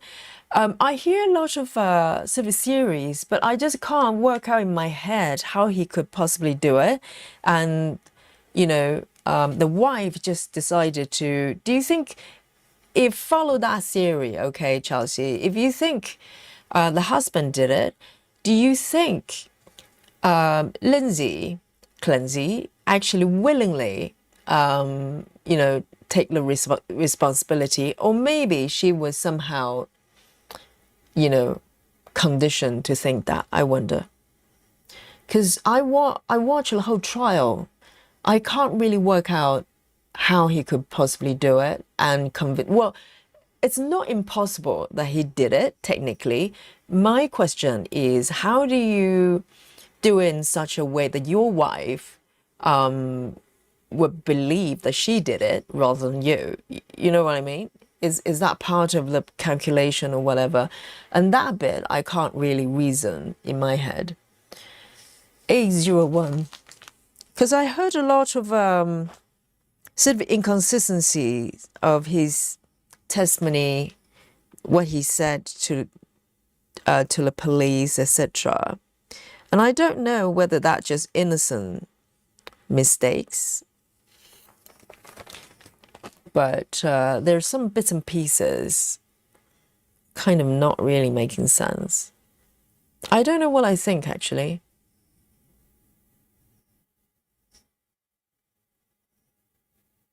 Alison is watching it as well.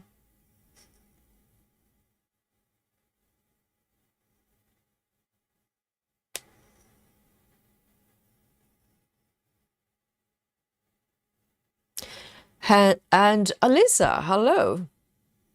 Yes, it's better late than never. Join us. Great to see you. And Betty says, if in my nightmares, I were to do 10 stitches, Betty, right, Betty's a 10-stitch denier, okay? It's official. Betty says, in my nightmares, I were to do 10 stitches. It would be this way.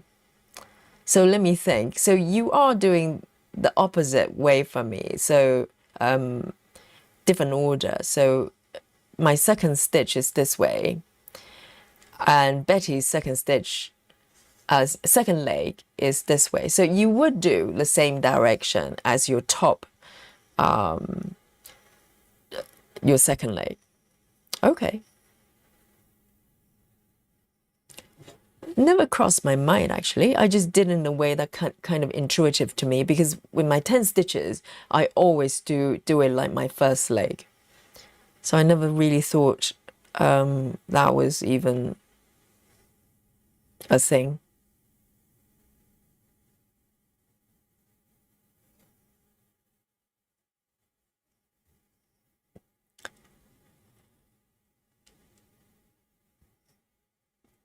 Betty says I'm left-handed, and that's just how I learned, and that's me always have a clean hole.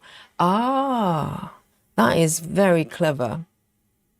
So it's probably, I don't know, I'm right-handed. Maybe that's why. Maybe there's a divide between a left-handed person and right-handed. They probably start the cross-stitch a different way based on that.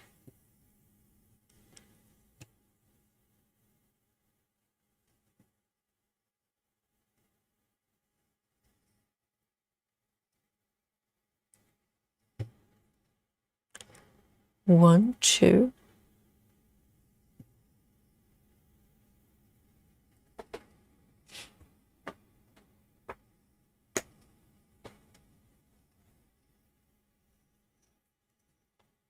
Amanda, that's why it's really fiddly. Yes, I remember the instructions says you have to download some sort of Java plugin or something. Yes. For most people, that's probably, one step too far. Ruby, hello, Ruby. Ruby Rose is here. Ruby says, Yogi, no need to reason with something that is unreasonable. She did it. She admitted it. It's horrifying. Yeah, I think, only till when the trial started, I started to hear different theories. To be honest, it never occurred to me that it was the husband, because, the scenario and the moment presented during the trial is the fact that she was suffering from some sort of psychosis, for sure. I don't think even the prosecution is denying that, even though they think she's still liable criminally. But that's a different consideration, But as far as who did it, I don't think is in dispute. And also I'm thinking, looking at her defense lawyer, he's like a bulldog, and fighting for his life to save her, or at least her reputation. If there was any evidence of the husband, doing it, there's no chance this guy will let that go. He would definitely bring it up, try to create reasonable doubt. But he's not really doing that, not really.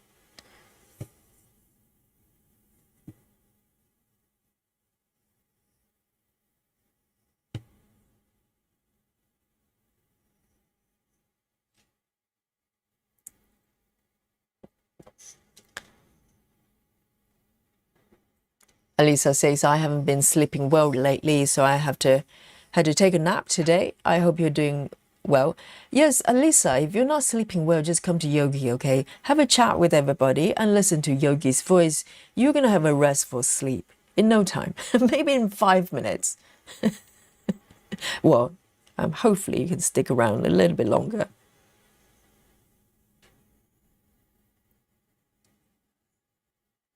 So Chelsea says, no, I think Lindsay is convinced she did because of her postpartum psychosis, but his DNA was on the waist strap used on the children, not Lindsay's.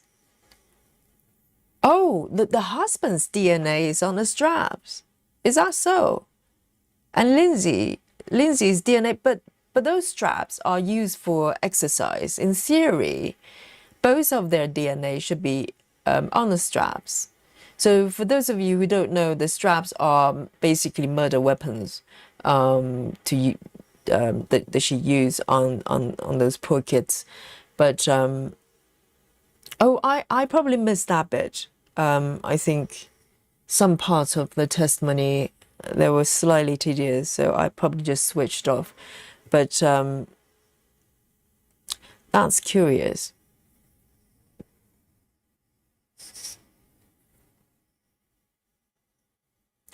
And also the low pulse rate she had at that time. I don't know what that meant. So when she threw herself out of the window,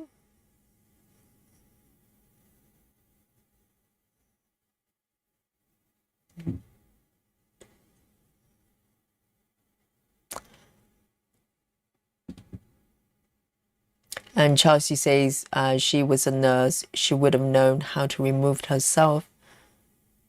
How to remove herself if she wanted. Remove herself from what?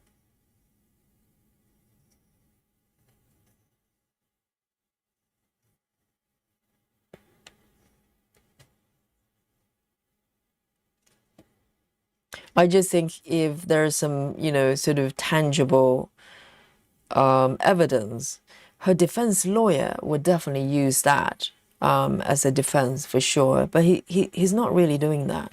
So it makes me think that he's convinced that Lindsay Clancy did it as well.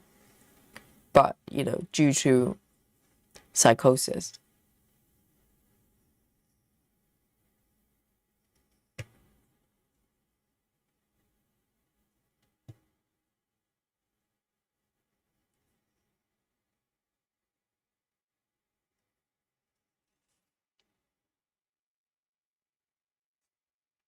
Chelsea says the thing with husband theory is that it's very circumstantial, so it's probably why not being pursued. Yes, I don't know. I'm not getting the husband did it kind of vibe, but I don't know. Sometimes, these theories start to sort of spiral, and everything start to look a certain way. If you look through from that filter, I don't know.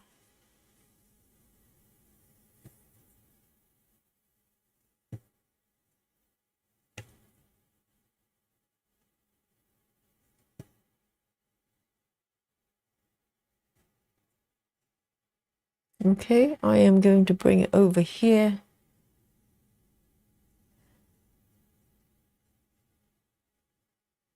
But I think if I was one of the jurors, it's going to be so hard to vote guilty, because just looking at all the evidence that being presented there, I mean, this woman clearly suffered from some sort of really severe, mental situation there. I don't know what, whether it's caused by her, just the illness itself or the medication. I don't know, but one way or the other, she was totally not herself, I don't think.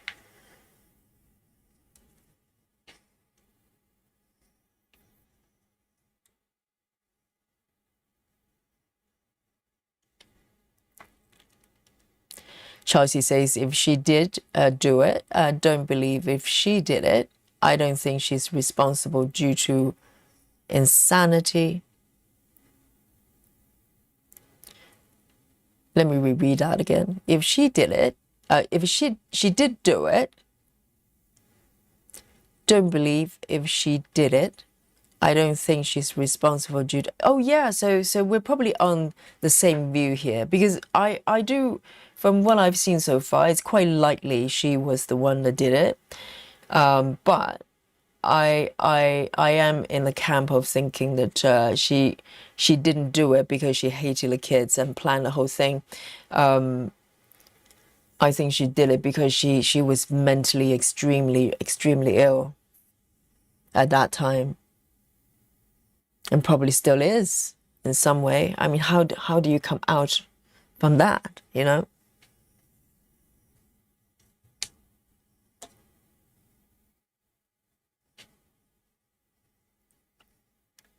Three stitches, 400. 400.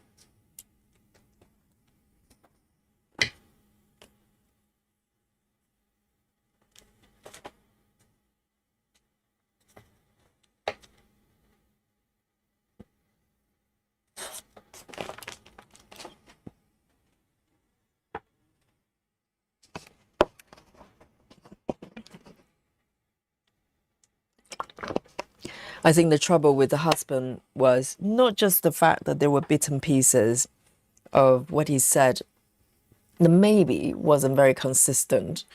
I think he's not getting a very good reception because he moved on so quickly, right? And it's not for anybody to judge. I think if you've gone through something like that, it's very unlikely you would stick with a partner. That let's say if if your partner, for whatever reason, mental illness or whatever reason, murder your children, and the marriage is not going to last. Doesn't matter if you believe the person is suffer from some sort of mental illness. The marriage is just not going to last. So, and I think he's not sort of having a great time on social media because people don't like the fact that he moved on so quickly. And I think he's got kids now, new marriage, new wife, new family.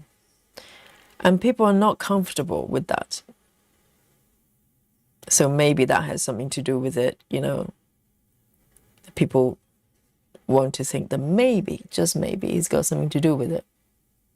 That's why he's moving on so fast.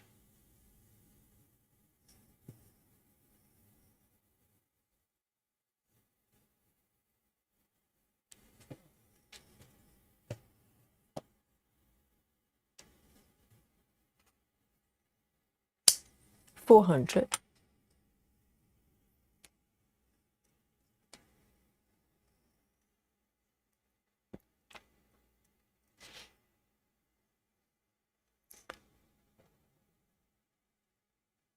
Chelsea says, I didn't realize the case made it international. I think most trials, like Karen Reid and stuff like that, even people in the UK, people in Australia, everybody's watching because it's on the internet. So it almost doesn't matter where you are. And also, not many countries have, enjoyed this, open trial on TV kind of, or on the internet. Kind of openers. And so American trials are fascination for a lot of people all over the world. And cases like this is universal, it's not really sort of country specific. I mean, it could happen to anybody.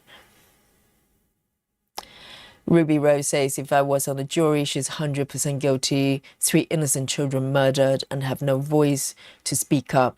Yeah, Rose, you're not alone. I think a lot of people probably felt that. And certain prosecution, and they probably represent quite a large demographic, in America and also the world as well. Yeah, I think either way, either you think she's guilty or not guilty because of insanity. I don't think anybody's wrong in that sense. That's why this case is so fascinating and so controversial, because it's not black and white at all. And I don't think there is a right or wrong, division here. I think both sides are understandable. 898. 898.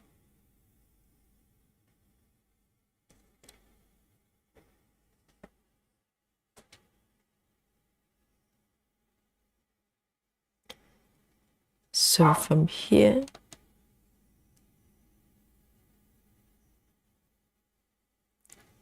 Ruby says, no, he didn't move on quickly. It's years later. But the incident happened back in 2002, right? And we're 2006. Yes, there's multiple years, but I don't know, it's really not fair to him to judge him for the time he moved on. Maybe he just met someone that gave him emotional support and they fell in love. But I think I don't know, for bystanders, we probably like to think that the husband is supporting her or whatever, or maybe so distraught he cannot move on ever. I don't know, it's unfair to impose that kind of standard on him. It's his life. But I wouldn't say 3-4 years is a very long time. I don't know.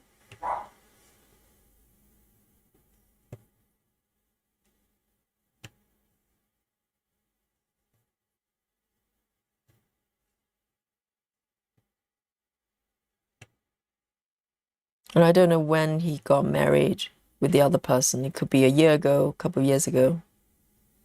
So we're talking about 2-3 years from, what happened.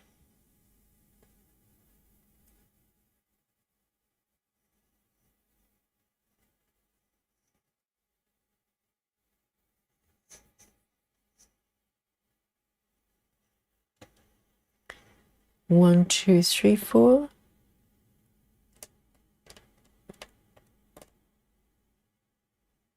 But it's quite remarkable, even him, even though he moved on, the husband moved on, is having a new family and etc. But he and his mother, so Lindsay's mother-in-law, and pretty much everyone that we have seen, and come forward to testify, everybody is on her side. I think this is the remarkable part of this trial. They should hate. They should hate him.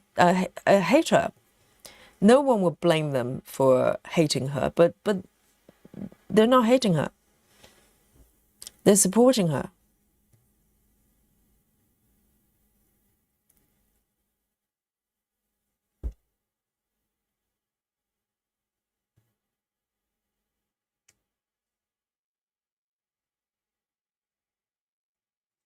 One, two.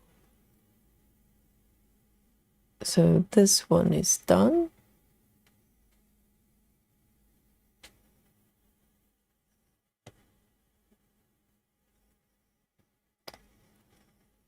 One, two, three.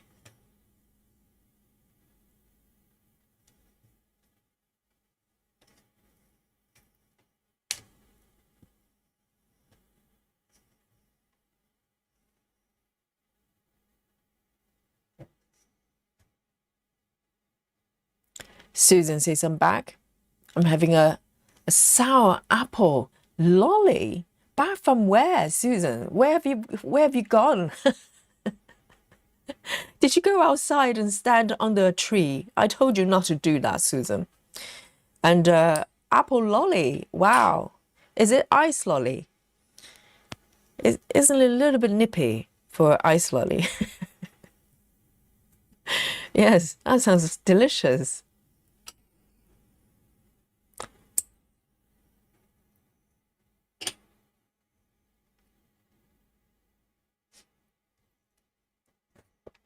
Chelsea says, I love how the family is railing behind her. Yes, pretty much everybody, really. We haven't come across anybody come forward and go, actually she wasn't very nice, or she was actually not very nice to her kids. Not a single person come forward.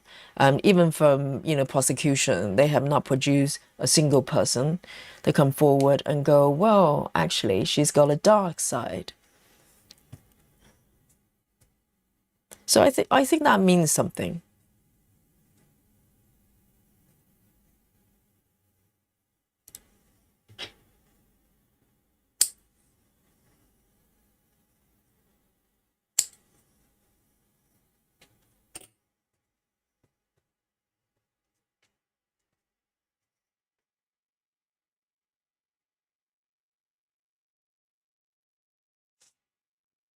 Betty says you're just saying that she's supported because that's the new media. Oh, do you mean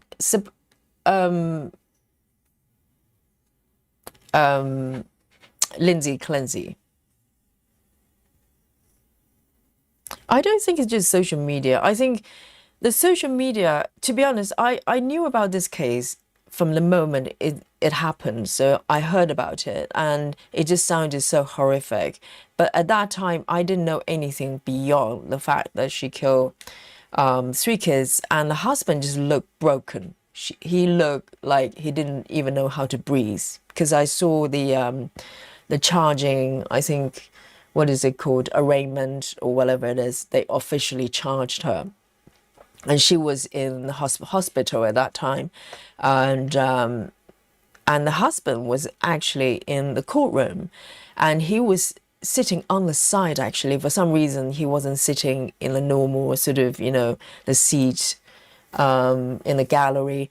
They gave him a chair to sit in a corner on the side of the courtroom, and this guy just looked broken. I just remember how broken he looked. And so I didn't know anything beyond this, sort of arrest for years until now, until the trial. So I in my mind, of course, I was thinking maybe it's kind of, what's her lady? There's another lady killing kids as well. Is it Susan Smith?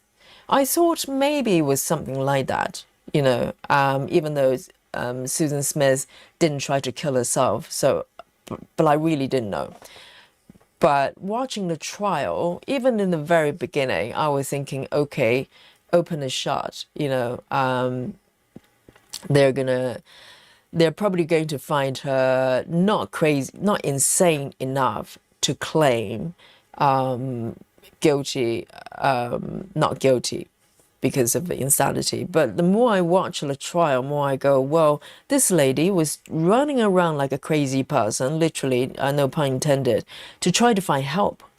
She literally, so proactive, running around trying to find help. I'm just thinking, if I was deeply in depression, maybe I wouldn't have the motivation to look for help. You know what I mean? Some people, they just, kind of drown in their own darkness and not able to find help. But she was really, really looking for help everywhere. So that I started to kind of shift my way of looking at this case. I mean, it doesn't change the fact that 3 kids, they're murdered, for sure. But sometimes things are not as black and white as we would like it. Oh, Barlow has come forward and offer a statement here. Chocolate time. Yes, indeed. It's chocolate time, isn't it? Yes, we are. Chocolate time here. And why don't we take a break here? Let's have a look. It's looking very nice. I don't know what I'm stitching, to be honest with you. I think this looks like part of like a petal, part of a flower of some kind. And but I think it's looking nice. I love the colors. I really love the burgundy here and orange. Let's have a little break. And let me know what you're snacking with me. So today, yesterday I had another piece of this one. So a couple of days ago, I got this one, okay? My new chocolate, Waitrose chocolate. So I can't eat a lot of it, I noticed. It's slightly sweeter than my usual chocolate, but I had one more piece yesterday and I really enjoyed it. But I can't eat more than one block. It's just too much. It's got a little bit more sugar here. But I'm going to have attempt to have another block or maybe half of it. And let's have a look. So this one's got a tin foil. So I consumed 2 blocks. And let's have a look. So this one, I like it because it's got nuts in it. Hazelnuts. Ooh. There. Can you see that?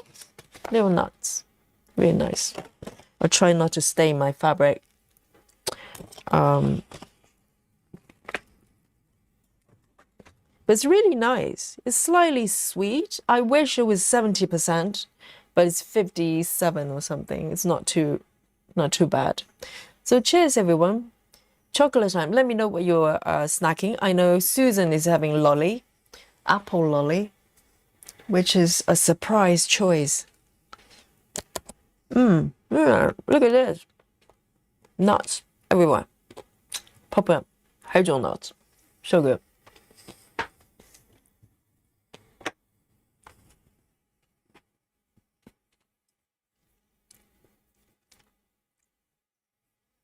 Ginny says it's almost lobster time. Oh, all the lobsters in the neighborhood, near Janine, they're running for their lives. They're going, oh no, I have plans tomorrow. I don't want to be Janine's dinner. Janine's, have some kale. How's that? And Sola is having smoked salmon. And Chelsea's a fan of smoked salmon as well. And I'm a fan of this chocolate. It's really nice.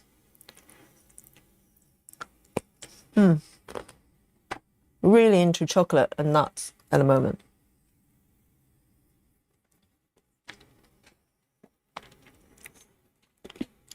And I've got my coffee as well.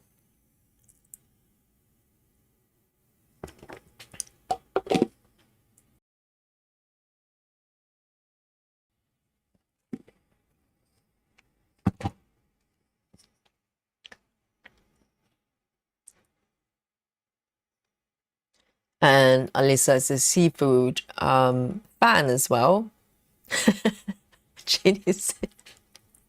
I'm sure wherever you are, they probably have their locally grown kale.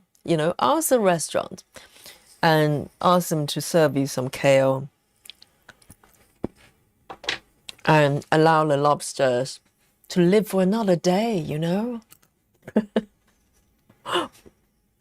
Oh, Alison, I love that. Alison is having carrot sticks, hummus. Oh, I love it. I love it. I'll probably try to get some hummus tomorrow. I love carrots and hummus and cucumber with hummus as well. That's a great choice. It's a great snack, isn't it? Power snack.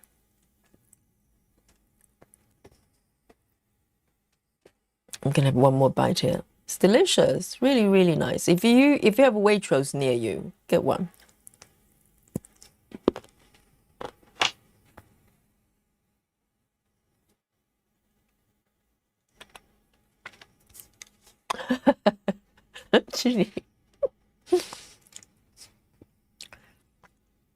Yes, I think all the lobsters and the sea creatures, they're packing their bags right now. You know, they're probably watching Yogi's chat, and they go, no, it's time to go. Time to move on. Pack the bags.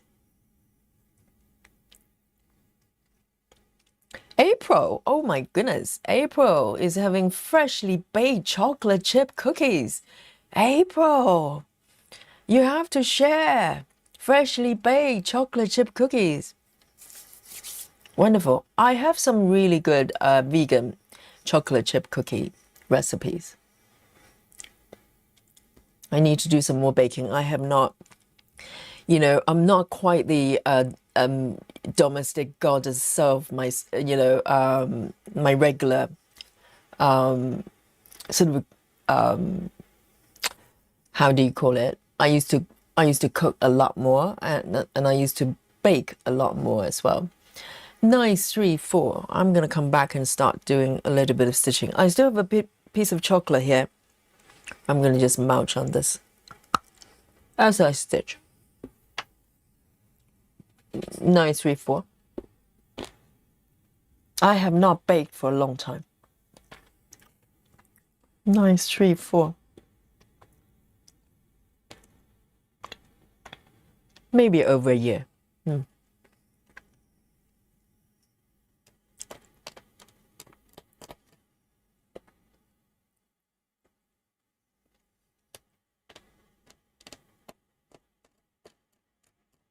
All right. But cookies are quite easy, actually, as far as baking goes.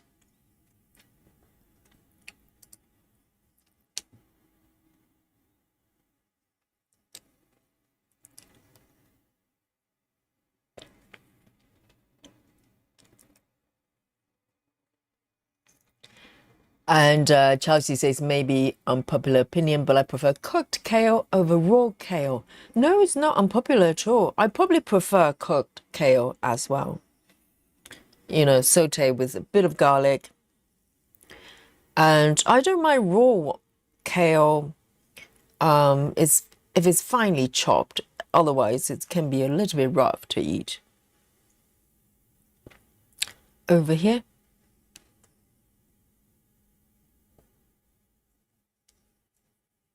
I love kale chips. Yes, hummus. Hummus is delicious. And I love raw carrots as well, so it's perfect.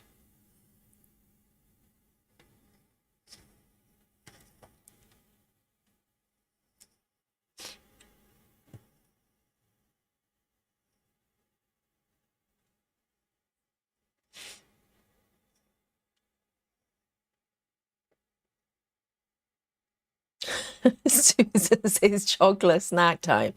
I thought you were having you've already had your snacks. You had your lolly.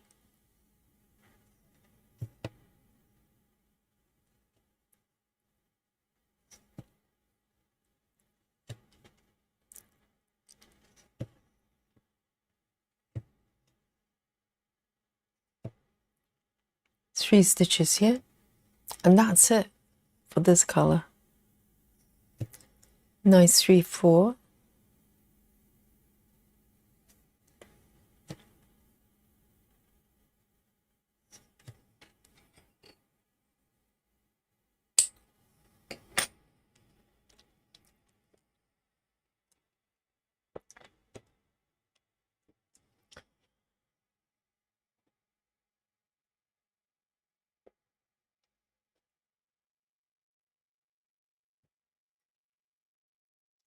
And I would like to move over here to do a little bit of orange colors. A little bit change of flavors here.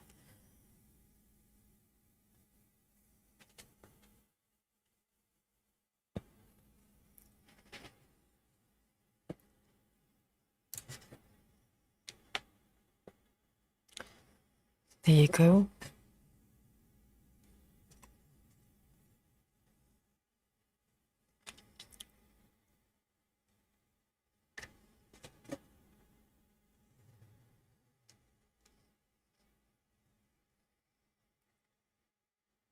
And this one is 939. No spooky bingo. I'm stitching all alone. 939.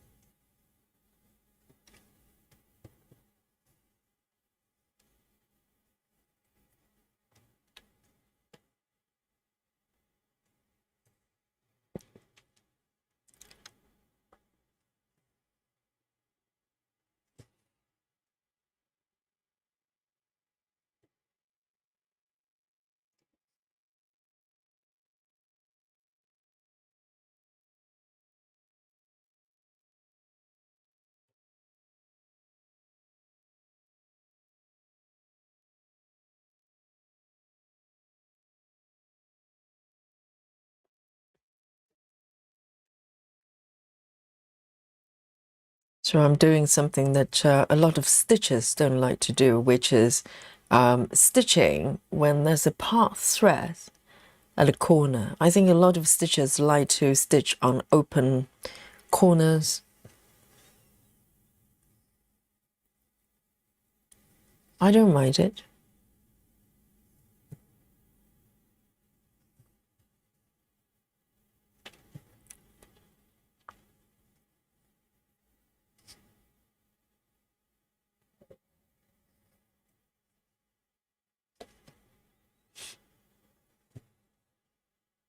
I really can't believe that in a few days it's going to be September. It's so weird. Because this piece, I started, when was that? So I started, I did sleep time for New Year's start. So that's my, it didn't feel like that long ago, sleep time. And then I started this one maybe in, I don't know, April, maybe April time. And we're in September.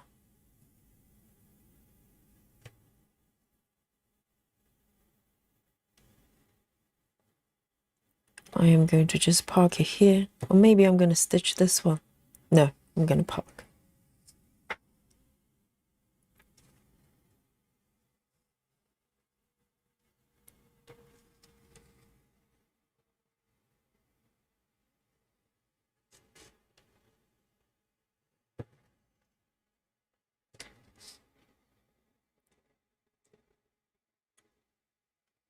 Three stitches.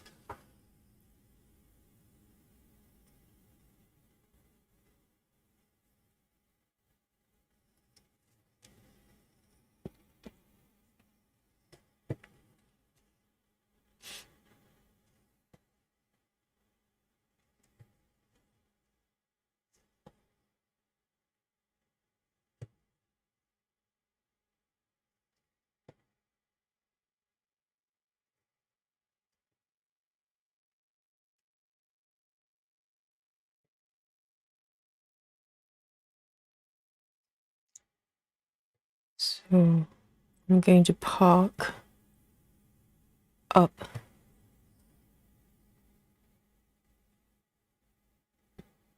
One, two, one, two.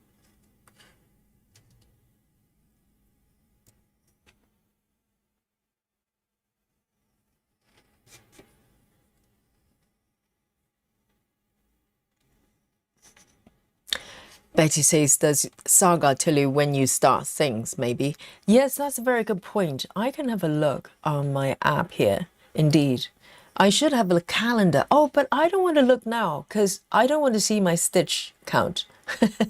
I will have a look. I think it was probably springtime, right?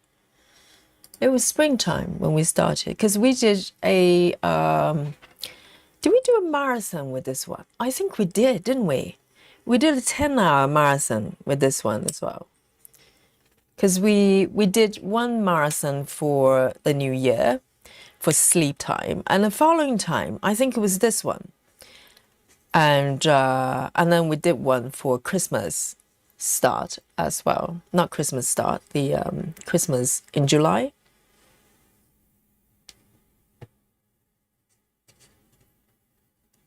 And then the next marathon will be my pattern. Yay! If you want to join me. Sola's having yogurt with blueberries. Oh, that's a classic combo. Very nice. I love blueberries, actually. But let's have a look. This one.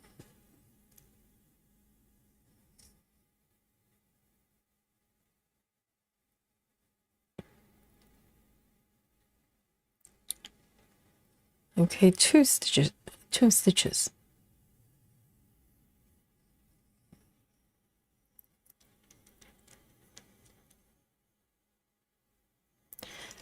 So yogurt with blueberries and coffee. Oh, that sounds nice. And yesterday, I can't believe I literally did not eat anything, and I didn't feel hungry at all because I had morning classes, and so I did them, and I knew I was going to have late evening classes, and they're sort of slightly later than my regular evening ones. I didn't finish until nearly 10 o'clock, and we ended with hot yoga and in yoga as well. So I was sweating quite a lot, and I got home, I was so tired, I literally just fell asleep. And when I woke up this morning, I realized I did not eat yesterday all day. I don't know how I survived, but I just wasn't hungry. I was sleepy, but I wasn't hungry.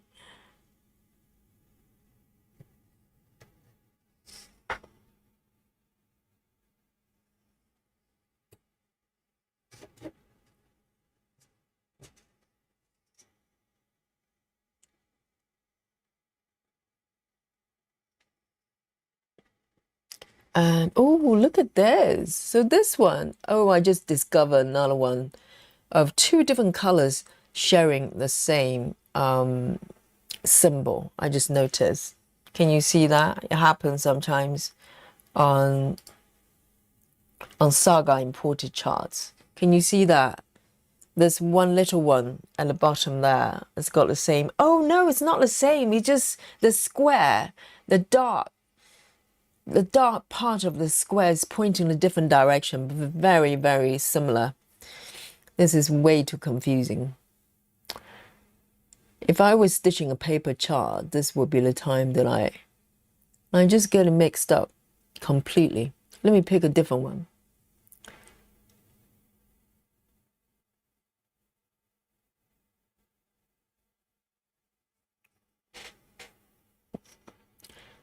Let me just pick a random. I don't like numbers. It's very confusing. How about this one?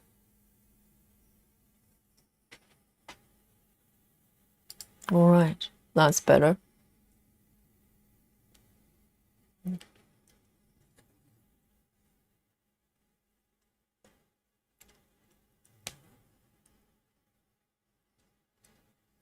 This one over here, 3852. 3852.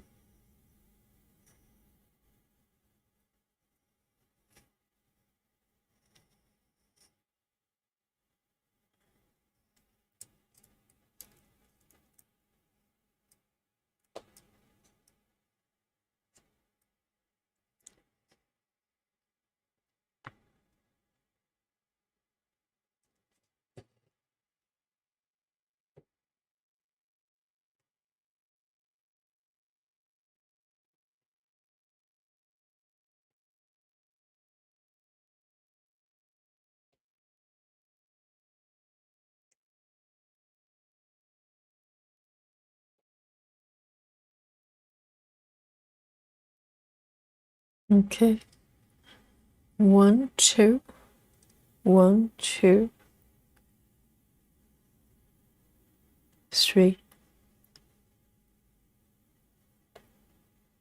1, 2, 3.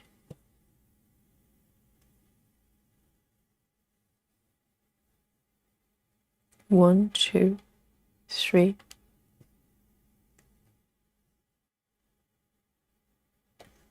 Hello, Samantha. Samantha says, hello, got my daughter all moved into a college dorm room this week. I cooked summer tomato pasta with breaded chicken cutlets. Is it to celebrate? I'm kidding. I think Samantha is very sad that daughter has moved into a college accommodation. And congratulations. And Samantha, maybe from now on, you know, you have more time, even more time to stitch. That'll be wonderful. I'm sure the daughter is going to be doing really well.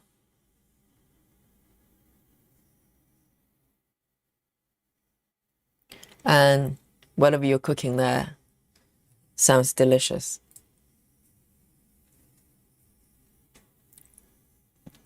And Samantha says, I'm now an empty nester, but have my 2 labs and 3 cats to keep me company. That's a whole family there, you know, Samantha. And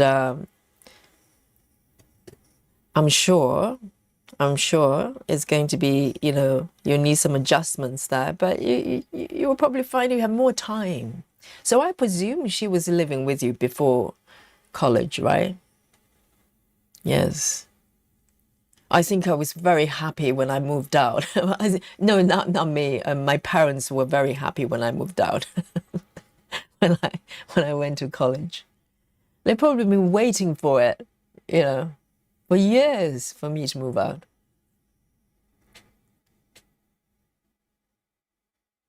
And I think it's strange because when I was living with, you know, with parents, when I was younger, and things sometimes can get a little bit tense, you know, family being family, sometimes you have like disagreement and stuff. But since I moved out, they started to accept me like a grown up, and our relationship, you know, with both of my family, my parents, are definitely improved. And also with my brothers as well. I think everybody just become more polite with each other and have more sort of boundaries and respect. Because sometimes being in the family, you know, for so long, you know everything about each other, sometimes you lose that kind of respect, you know, that's everybody deserves. So distance is actually a good thing, actually. It's very healthy. 738, and she gets to be independent, you know, that's the most important thing. 783. And I have to say, I was very happy when I left. I feel like, oh my God, I can be me, finally. I was never a child, that's a problem. So I always felt like I was trapped in a child's body. And finally, I could be a grown-up.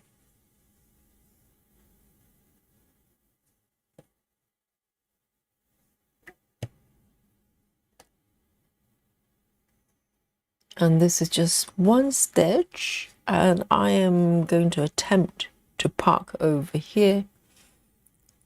1, 2. See you later, Janine, and be kind to the lobsters, okay? We'll see you tomorrow.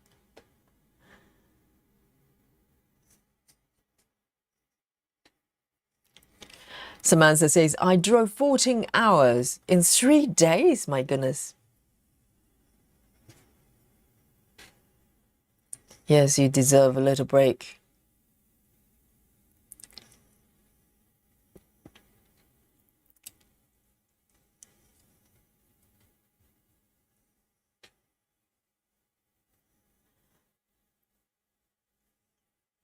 Yes, Samantha sounds like a great cook, actually. That's wonderful. And I'm going to part. Oops. I think I part over here.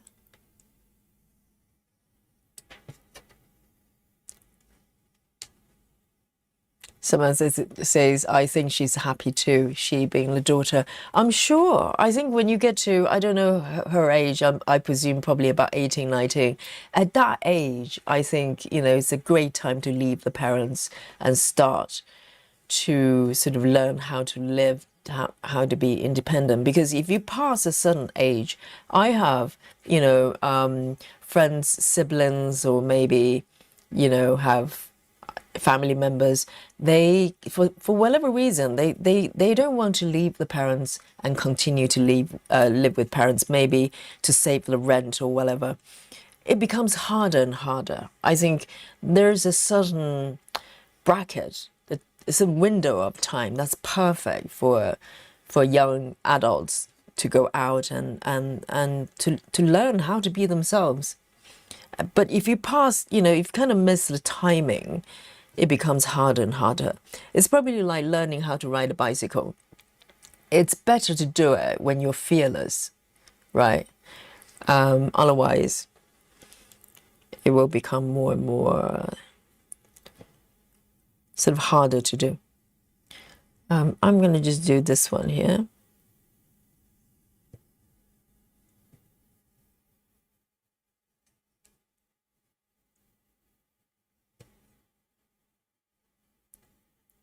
"16 hours for 3 days, broken up in 3 days." Oh, that's even more. My goodness. I don't drive, so it's hard for me to imagine. But if I had to sit in a car for 14 hours in 3 days, I'll probably lose my mind. I remember being in the car is difficult. I don't know whether it's easier being a driver. Maybe it's different. But being a passenger on any kind of vehicle, actually, whereas airplane or cars, time just stretches, and I don't know. It's not great. It's not great. I don't enjoy it. And that's why people are looking so miserable when they're on underground, like metro. They just can't wait for it to be over.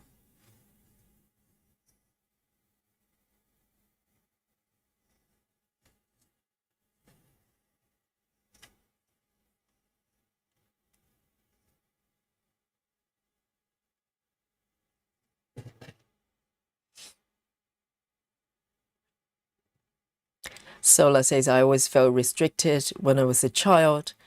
And when I came back from living in a dorm in college, it was even harder. I had to move out to maintain sanity." Well, I think once you've lived on your own, as a grown up, I don't think you can go back unless for reasons that you have no control over. I just don't think I can't do that. Once I moved out, from the moment I moved out, I never moved back to my parents. I just couldn't.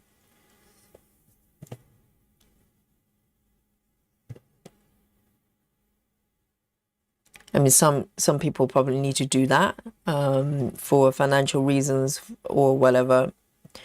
I don't think I would ever voluntarily move back.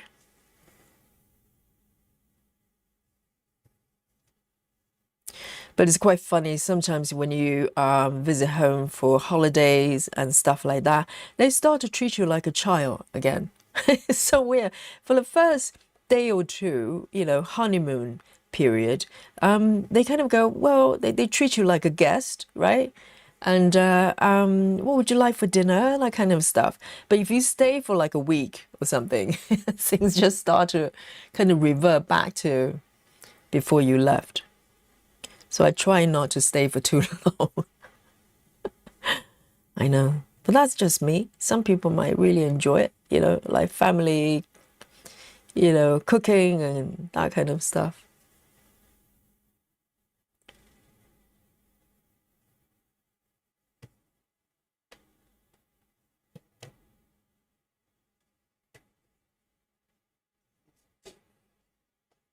One, two.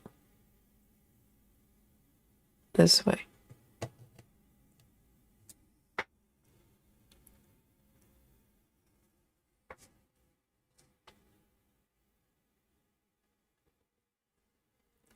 Susan says, "Chocolate time for the rest of you."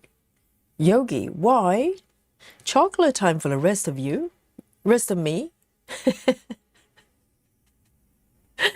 Susan, what chocolate are you eating? Sounds like you're having a great time.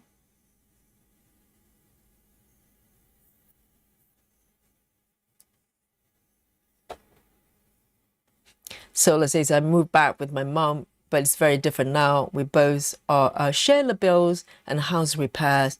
She treats me like an adult. Oh, definitely. I think if you're grown up, like maybe you go back to live with your parents to provide care for them or something like that, the dynamic is different. But if you're young, grown up, young adult, and you moved out for college and stuff like that and have your own family, kind of your own life, if you go back for a brief period, for whatever, for holiday or something like that, and gradually within days the patterns start to kind of revert back to the old ways, I find. But I think for the parents, kids are always kids, no matter what. It's not a bad thing.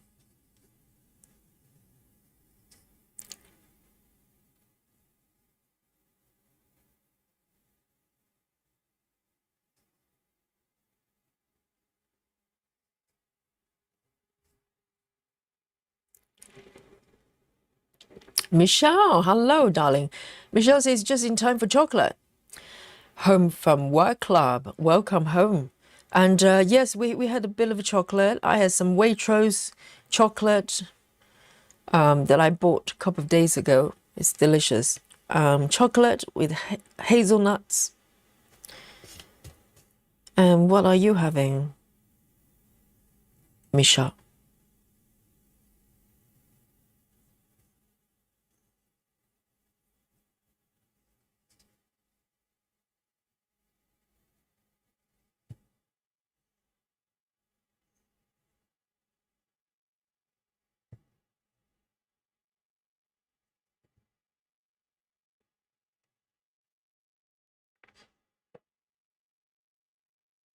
Lovely. I'm going to park here. 1, 2, 3, 4. 1, 2, 3, 4.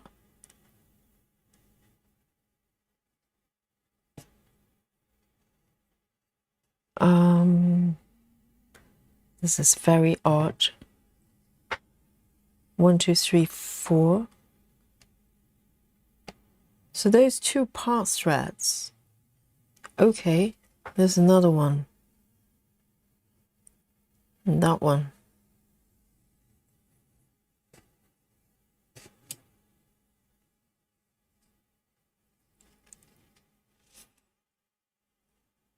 So let's say it was like when I came back home from graduation from college, drove me nuts, treated me like I was a teenager. I know. Yes, if you're still quite young, let's say if you just moved out for a little bit and then had to go back and live with the parents, gradually it's just like you never left. It's a little bit scary. But once you're a complete grown up, later on, my relationship with my mom changed quite a lot. We just became like two grown ups hanging out.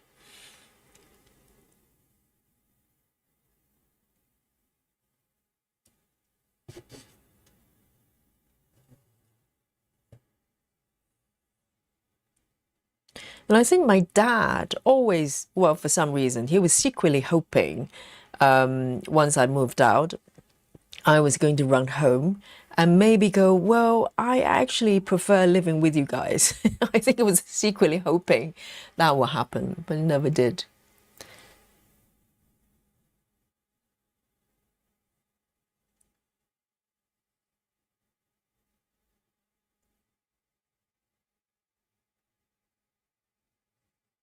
Okay, 3 stitches. Is this correct? Yes.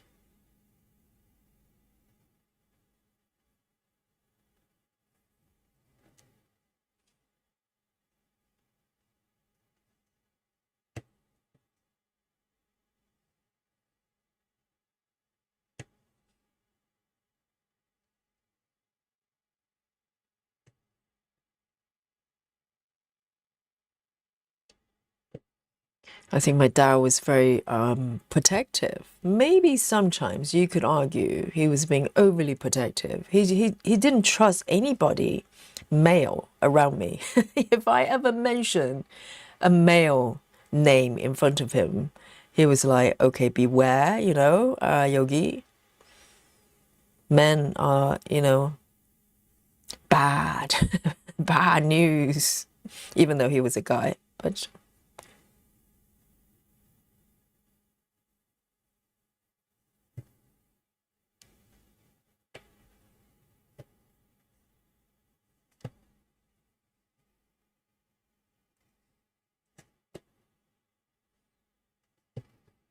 so I think because of that, for a long time, I didn't tell him that I had boyfriends or any kind of relationship or anything, just to avoid, any kind of trouble.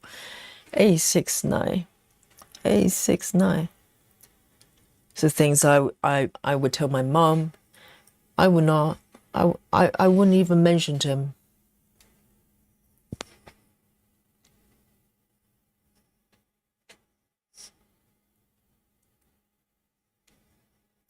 Michelle says I'll be having dark chocolate covered hazelnuts. Really?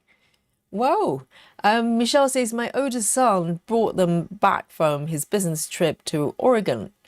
My boys know me so well. They brought you some hazelnut chocolate. Is it a coincidence or have they been watching Yogi? Look at this. This is what Yogi's been eating. Look at this hazelnut chocolate. I got a piece left over, so I'm going to eat it now. Wow. They're so nice to you, but then you're so nice to them. You're such a great mom. So of course, they treat you well. Really good. Hazelnut.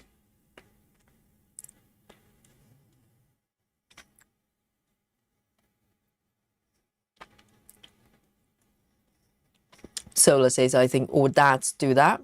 Mine told me to beware of guys' intent. Yeah, my dad as well. So if I ever had, like someone who was interested in me, he would make a point of telling me, pick out all the faults of that certain person, just making sure that I knew, maybe this guy is not a great choice. But then again, no one was good enough for him. So I was terrified to tell him anything at all.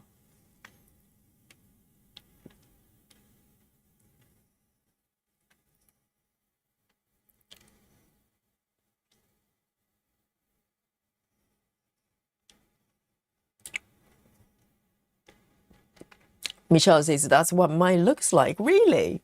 So this is what I'm eating, Michelle. A golly from Waitrose. Next time, when you get your smuggler to do some shopping for you, get one of these. Okay, let me just come out here. This is from Waitrose and Belgium chocolate, 54%. It's slightly lower than my usual 75% or 70%, but this is really, really good. And the nuts are really good as well. The roasted hazelnuts. So put it on your shopping list, smuggling list.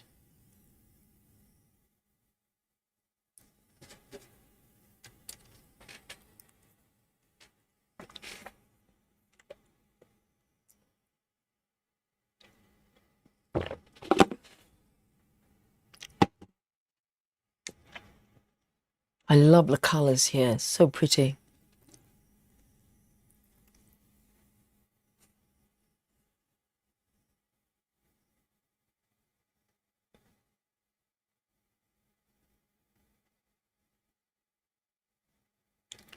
And 9:20.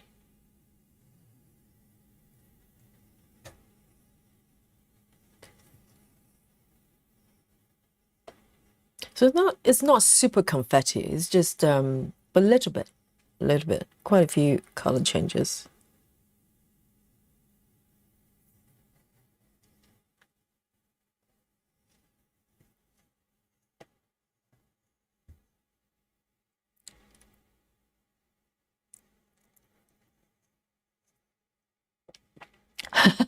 Michelle is the opposite. Michelle says, these days, the girls are bad. I told my boys, no girl drama. Yes, the girl drama. And and Michelle, do you have daughters as well, or they're all boys? I think the dynamic might be different if you have, only boys or only girls. And Michelle says, I took a screenshot. Yes, do it. Yes, send it to your smuggler. Oh, and the cheese straws as well, definitely. Yes, that's Lynn's favorite. Yes, the smugglers are going to be very busy shopping next time.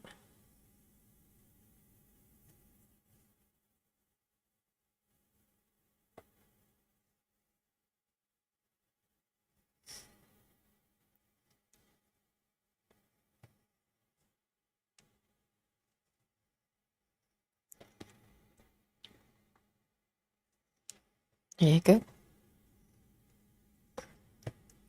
9:20. 9:20 going on the board.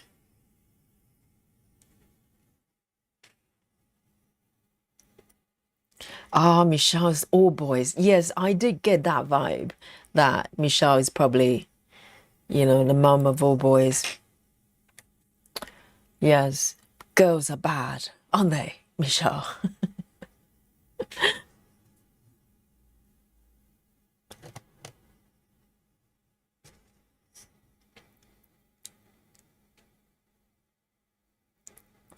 Okay, 919.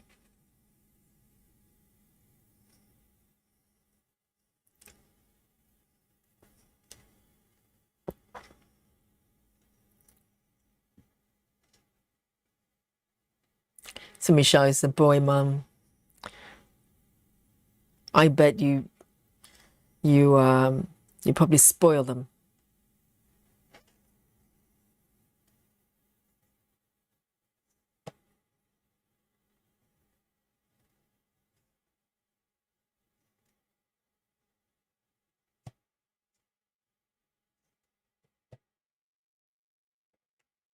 And just one more stitch here.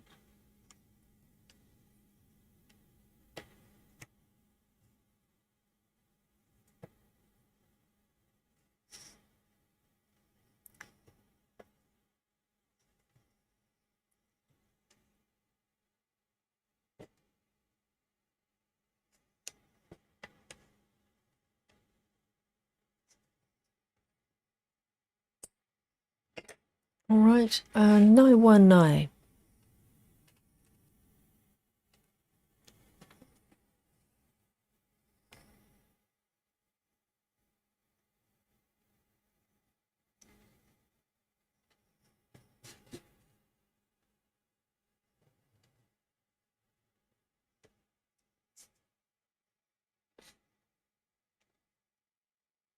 And 782.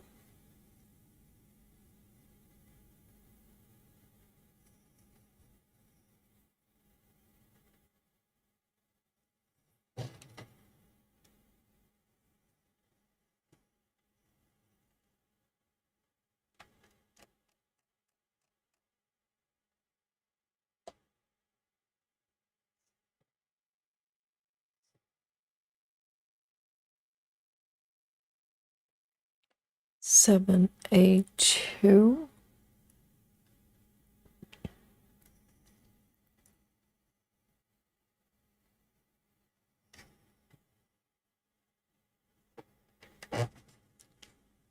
But I think because my dad was very protective, I think mostly because I'm a girl. I'm the only girl. I have two brothers and me.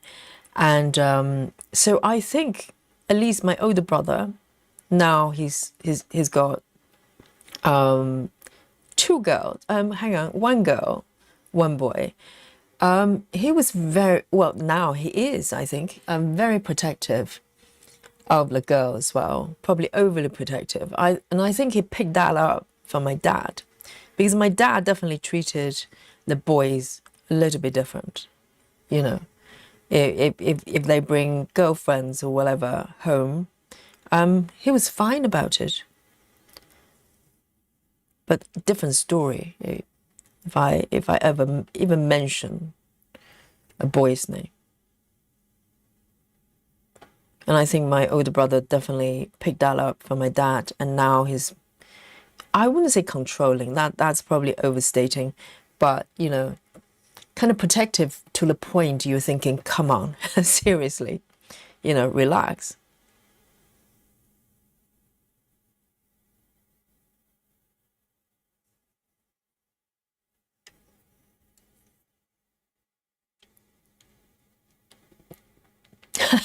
Michelle says, "Where's the chat so quiet?" They're probably just listening to the voice, and they were snoring right now. You can probably hear a snoring sound coming from the chat.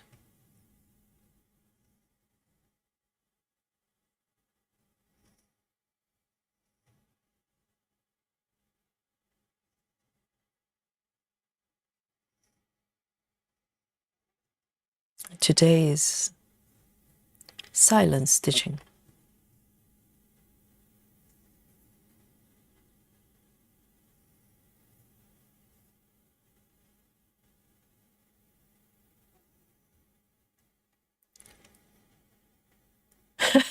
Lisa, Lisa was woken up by Michelle.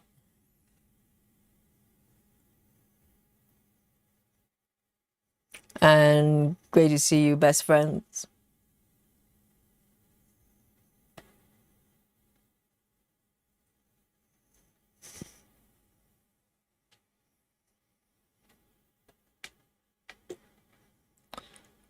One, two.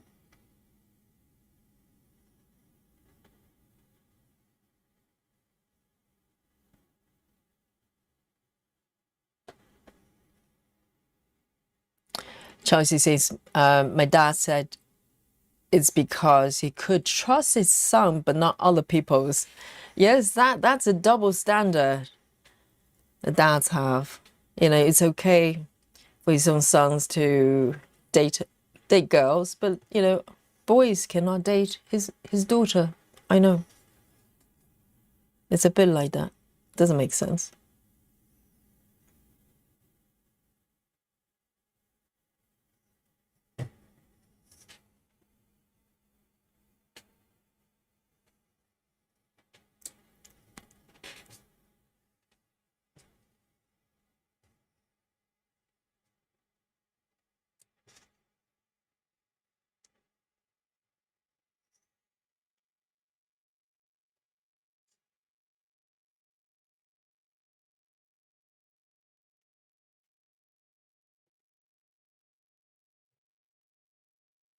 Three, 8, 2, 6.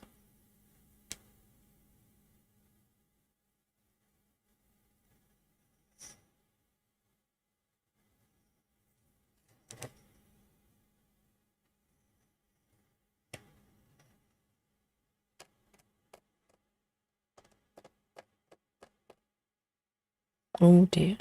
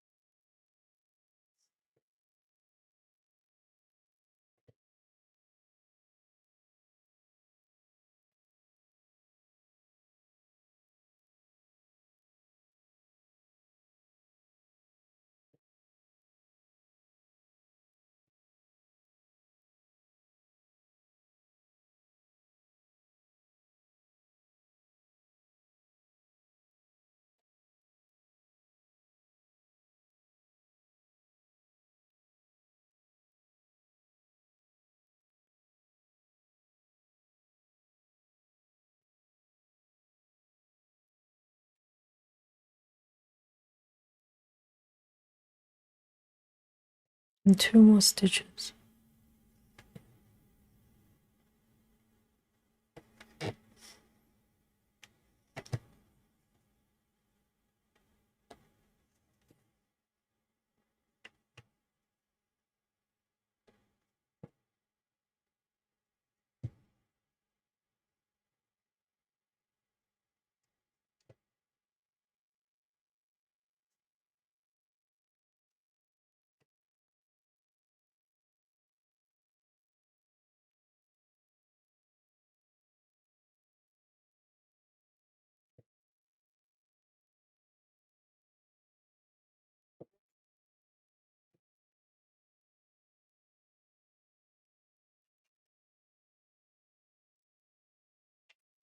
Okay, 3A26.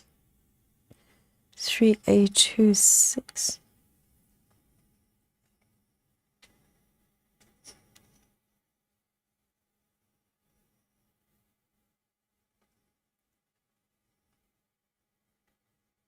Hello, Lefty.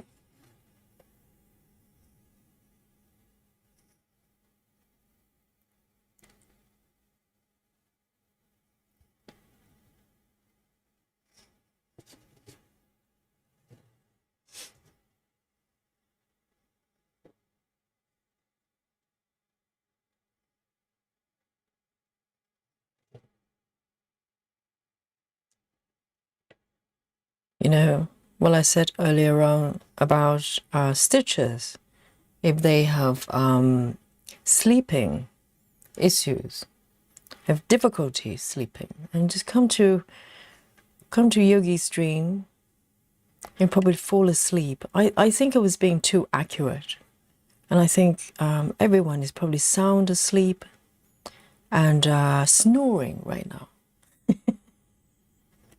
I can hear it.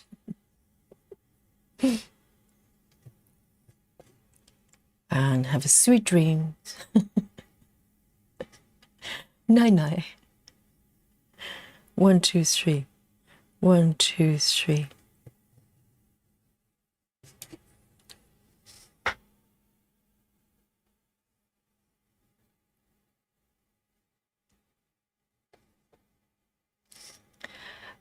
Michelle says it looks like you're getting into some flowers. Well, Michelle, to break the news to you, okay?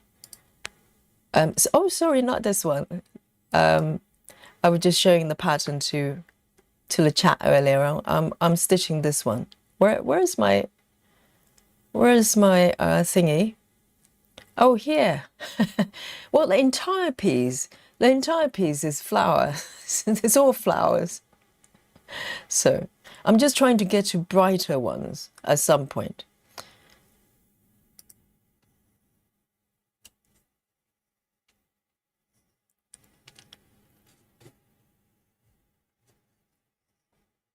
So let's say stitching makes me sleepy. Well, I think stitching makes me relaxed. Sometimes sleepy. If I'm tired, if I'm really tired, I can't even pick up a needle to stitch. If I'm genuinely tired, I don't feel like stitching. But if I stitch to relax, I'm just relaxed.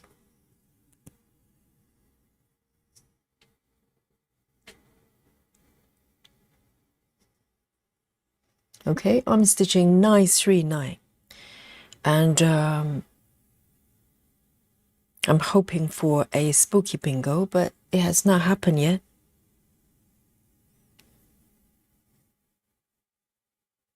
Samantha says, sometimes I crochet myself to sleep. That sounds like okay, crochet is probably not that bad, but if you knit yourself to sleep, that sounds a little bit dangerous with the needles and everything.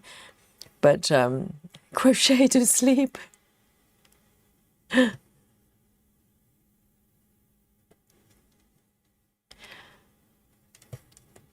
I think stitching just relaxes me, and but if I stitch to a point that I'm starting to feel sleepy, I'll probably just stop. I don't just doze off with a needle in my hand.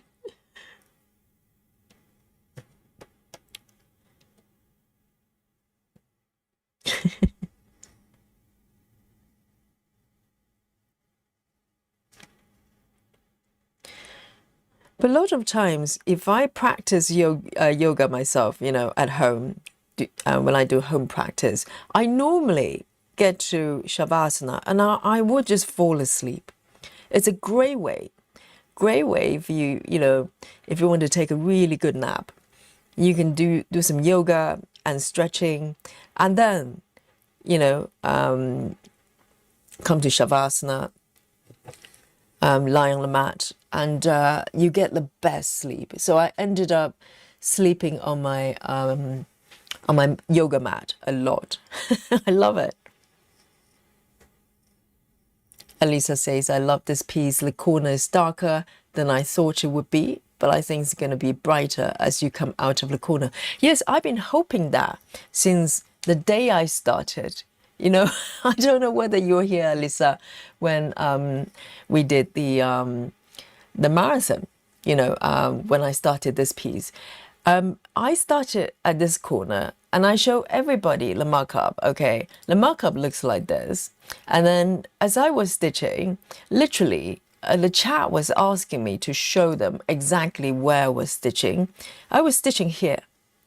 And they went as far as thinking maybe I was stitching the wrong pattern because it just looks nothing like the markup.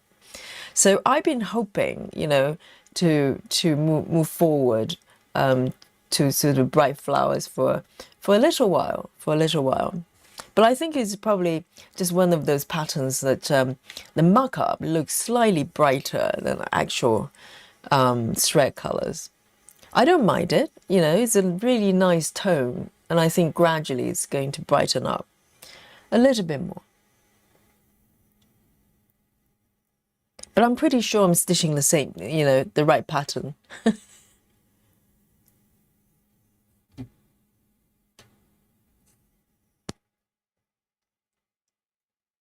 Solar says, I'm planning to stitch on Mongolian. Oh, the spider, the 10-legged spider piece. And in November, until November. And then you will be back to evening in the park. It's a winter scene with snow. So is that your Christmas piece?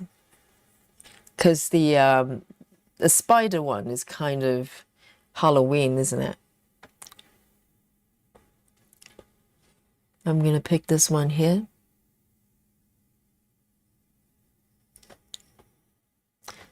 $469.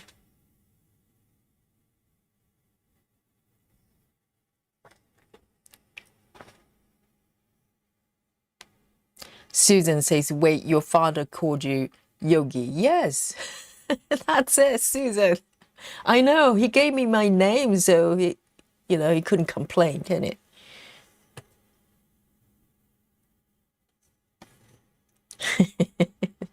Cheeky.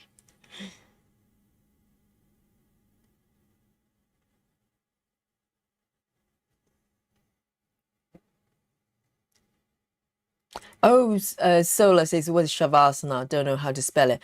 It spells without H. It's Savasana, Shavasana. But it's Sanskrit, the ancient Indian term. So in yoga, if you've been to yoga, you probably hear a lot of Sanskrit pose names, Sri Namaskar, Uttita Trikonasana, Marichyasana, and whatever else, Ardha Chandrasana. So these are the terms we use for poses a lot of times. And Shavasana is one of them. It basically means solar.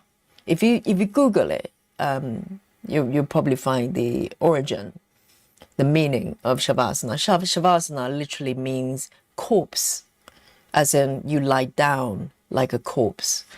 And the idea is that you kind of simulate, you learn how to die in order to be reborn, type of thing. So when you're sleeping, you're resting, it's Shavasana, like a corpse.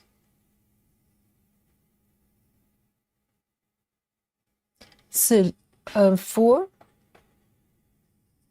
469. 469.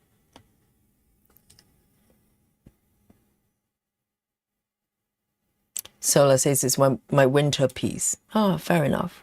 Yes, it's very wintry.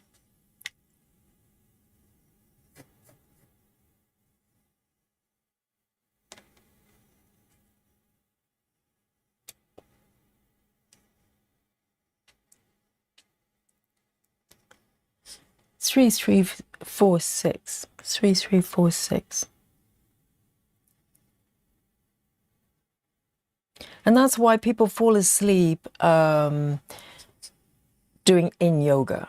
Because yin yoga is a little bit like you just sit on a mat and you stay with poses, for quite a while, long stretches.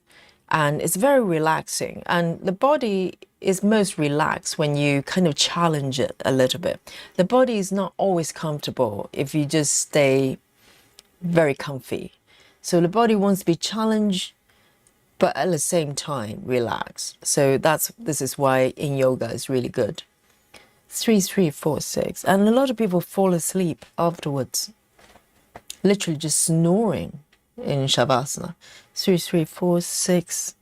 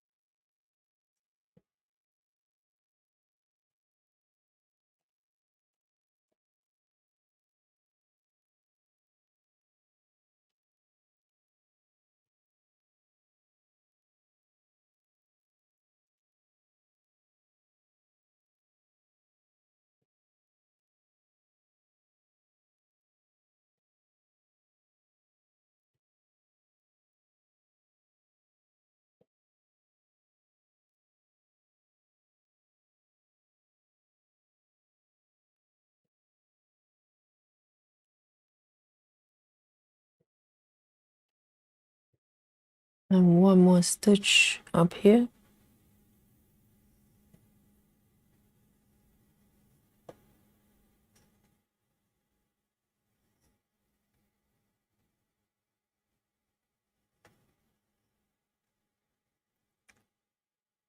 One, 2.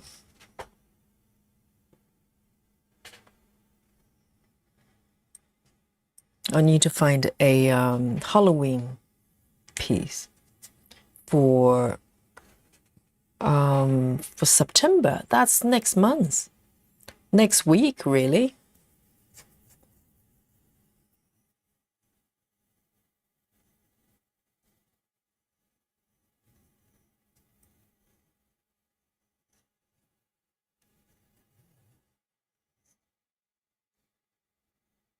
Three, 8, 5, 2.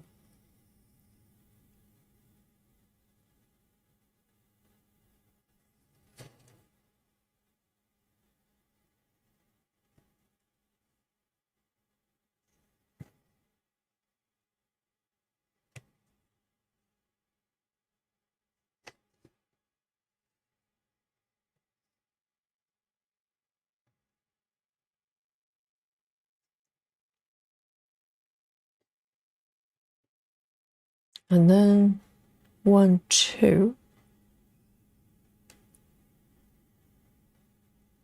1, 2.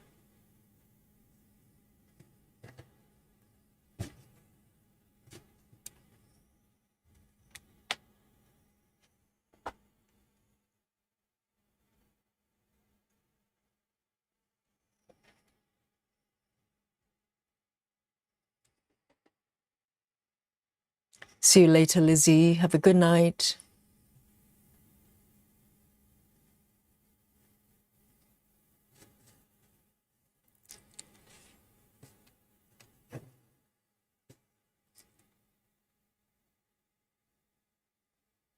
Just one stitch for this one.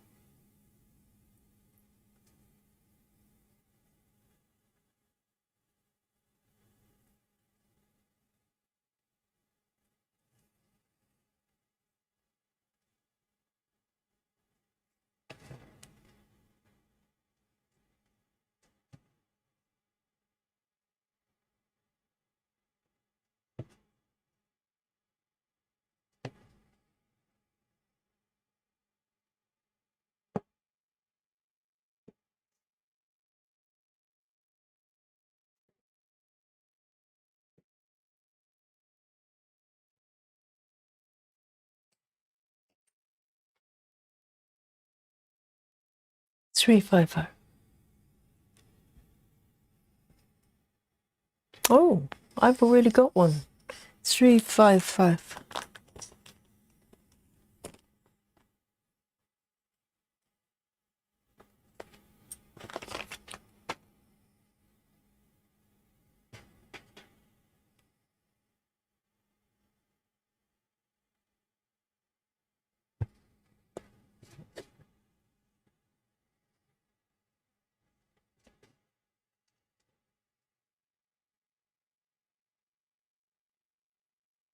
And 221. 221.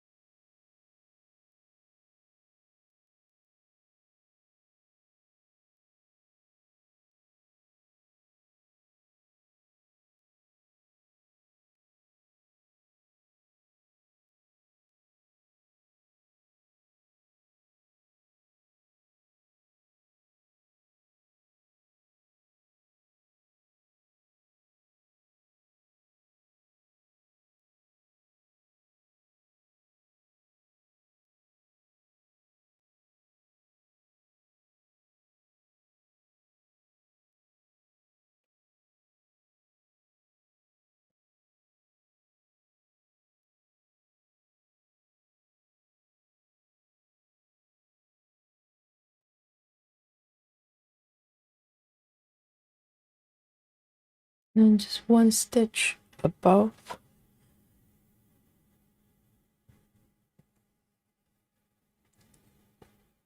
Yes, Sola, maybe today is the day to practice silent stitching.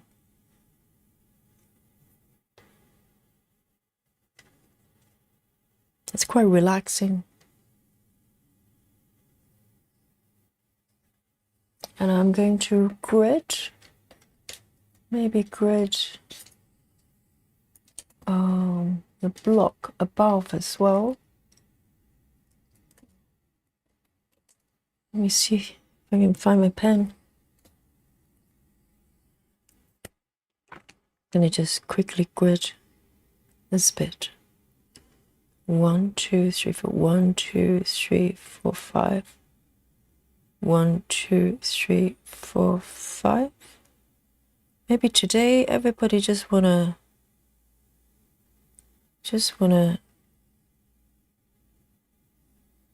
you know, just stitch. Just stitch.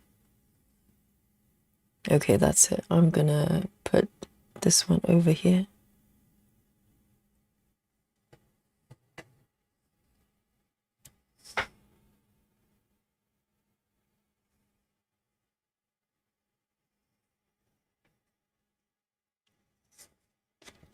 Jackie James says just gone on Facebook and Stitch is so beautiful have mentioned you doing a live one of their pieces.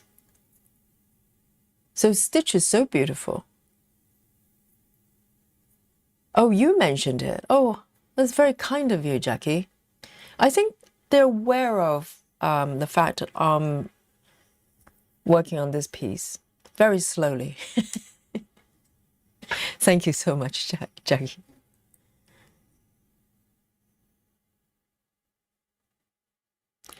Michelle says, how were your classes today? Really good. It's just I'm probably slightly tired because yesterday, it was quite intense.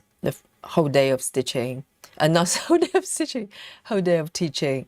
I mean, for the last few months, Michelle, you probably noticed, I teach a lot. I've been teaching a lot, so yes, it's a little bit challenging when you teach a lot because it's not just the physical, because physically it's fine. Physically, I can probably do yoga all day long, but mentally, it does take, you know, it can take a lot sometimes. So I've been a little bit, probably overstretched a little bit in the last few months. And yesterday, when I came back, I was genuinely tired. So tired, I forgot to eat a whole day, which is probably not good. And today was a little bit better, but sometimes you just need a little bit of a recovery time. So yeah, I'm sure everybody have, probably everybody has a lot, days like this.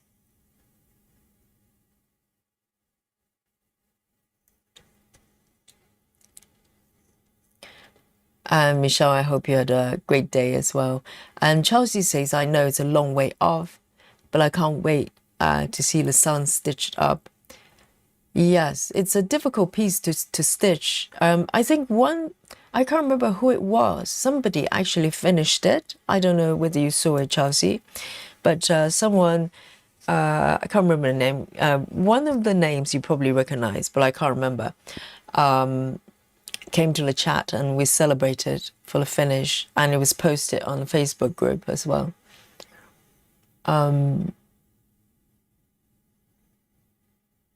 But yeah, it's a beautiful, beautiful piece.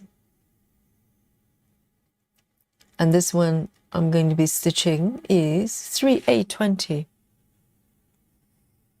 I think energy is such that you can't force it, energy, or I don't mean energy of the body, but energy of a group or dynamic of, I don't know, of life, really. It's, you flow with it. You can't fight it. You can't manufacture it. You can't, you can't have any expectations. 3/8/20. And you just have to be with it and embrace it.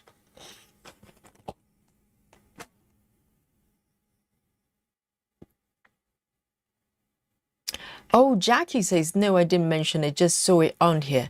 Oh, right. I think maybe it was for when I started the project. I don't know how old the poster you saw, but yes, when I started stitching their patterns, they were very kind to mention the channel on their group. That's very nice, actually, because heaven and earth never mention me. They're probably too busy. So many people kind of, stitching the patterns. So it was very kind for Stitch Is So Beautiful to mention that. We're a very small channel here, small group.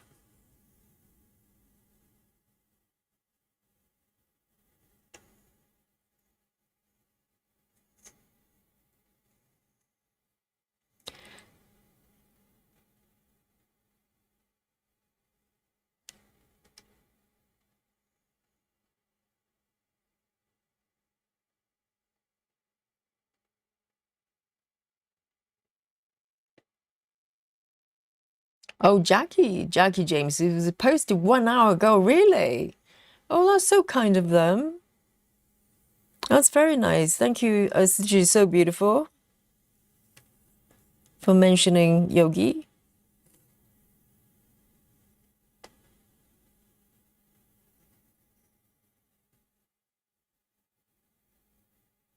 And we're a great supporter of Stitch Is So Beautiful as well.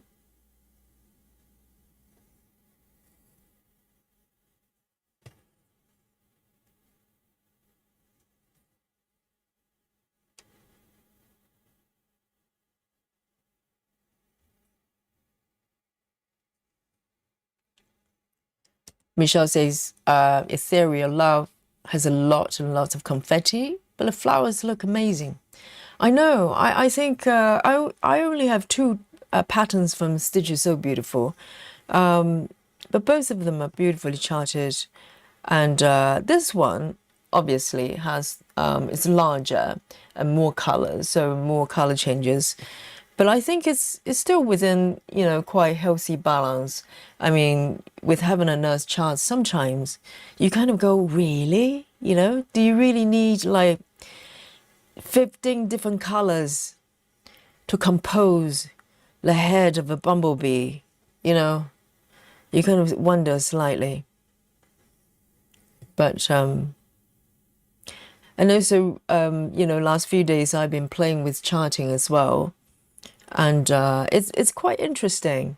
You don't, you know, well, it depends. The numbers, the number of colors, does not always define the quality of the outcome.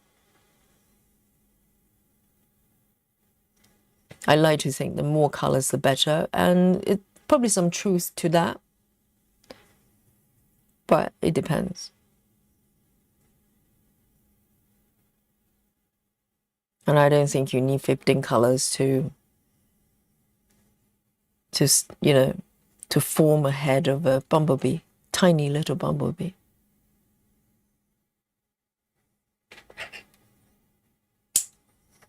3A20.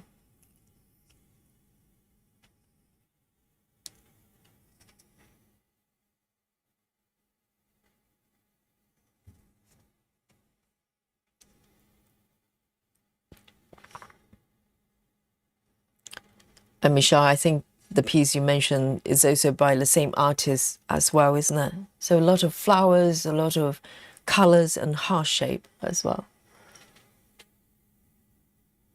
But I think it takes a courage, you know, it takes a lot of courage for an artist to be defined with heart shapes. I'm sure the artist probably has a lot of, you know, different types of work, but all the patterns I've seen from Adrian, Eyre, I think, they're revolving around heart shape.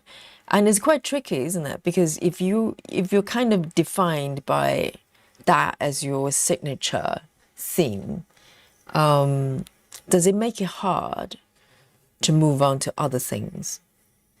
You know, people are going to go, well, I've only seen, you know, every single piece I've seen from this artist is all heart shape or certain style. You kind of get typecast, aren't you? So it's a little bit like acting. If you play heroes all the time, it's very hard for you to play a villain, and vice versa.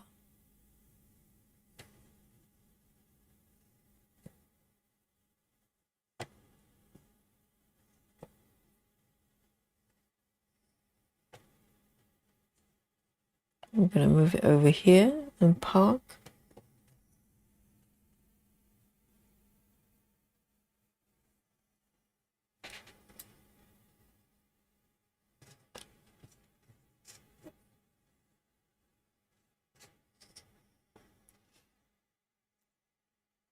And Lizzie, 99. Yes. Have a lovely, lovely sleep.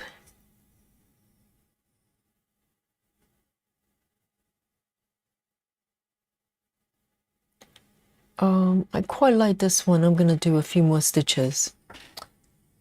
780. 780.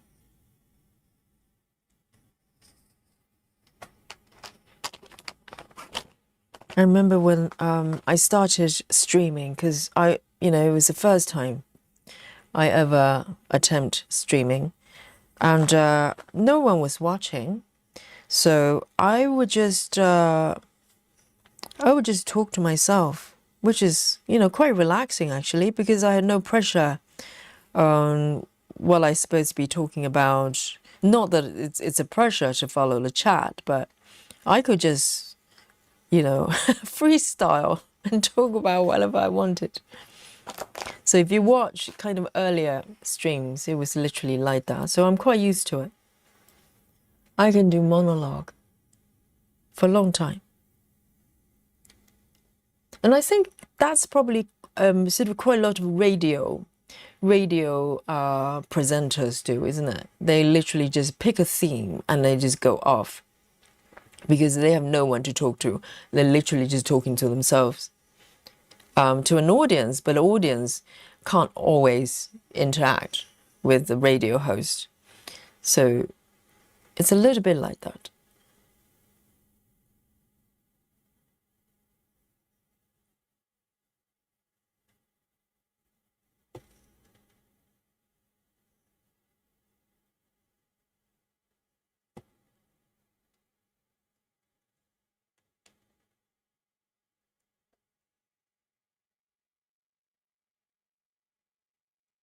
And Aaron, is it Iron Stitches? Says, hello Yogi, hello chat. Long time no see. Tonight I was lucky enough to catch the live stream. And we're very, very lucky to have you. Great to see you.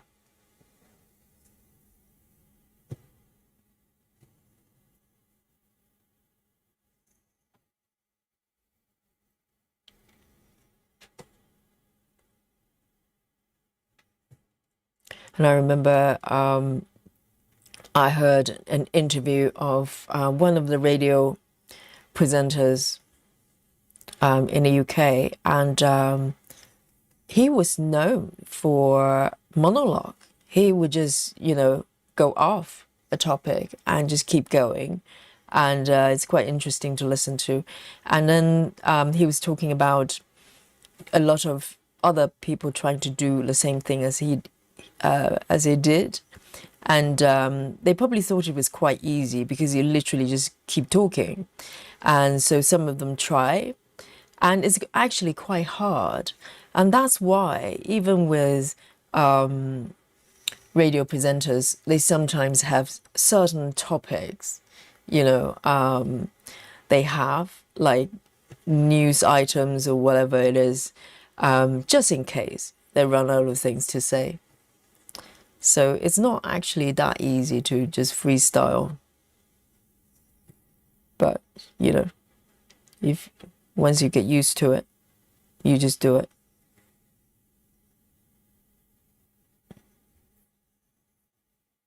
Hello, Rachel. Rachel says, just finished my stock homework. That gives me that sinking feeling. Yes, stock. Stock homework. And she says, I'm stitching mice among the flowers tonight. Which pattern is that coming from? Because Rachel's got a lot of her own patterns that she's stitching.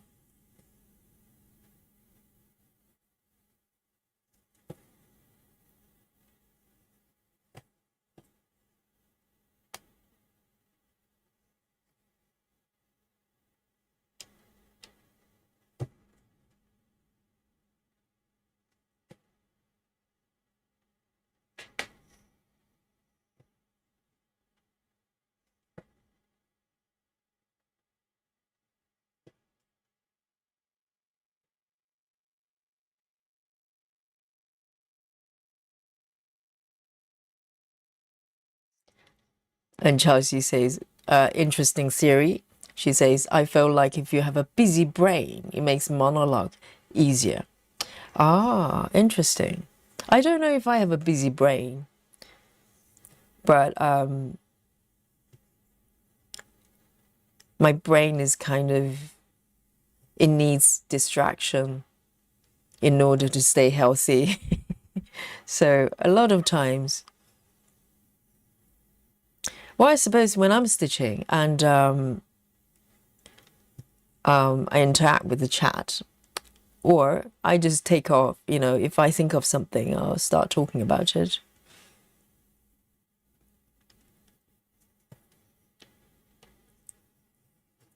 And I'm kind of trying to think, am I always thinking about something? Maybe I am.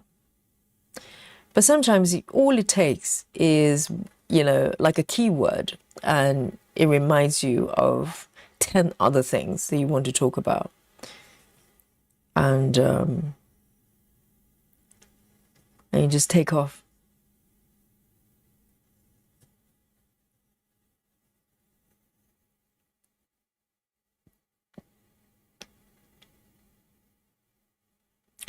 So Rachel is stitching a cross-stitch studio pattern.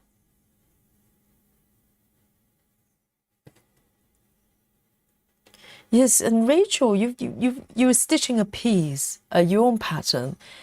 You're stitching from the bottom left corner as well. And every time I see your web, I think about this piece because the color schemes are very sort of color palettes very, very similar. And you also started from the bottom left as well. I thought it was interesting.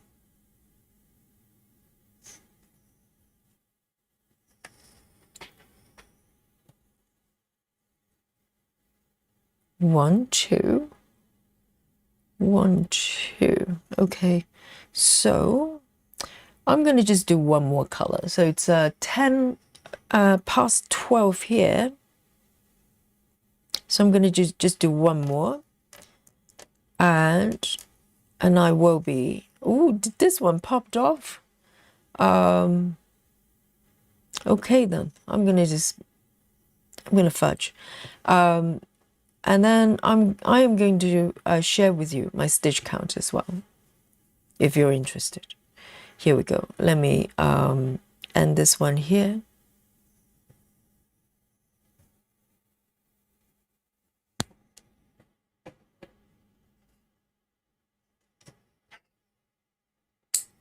$780. $780.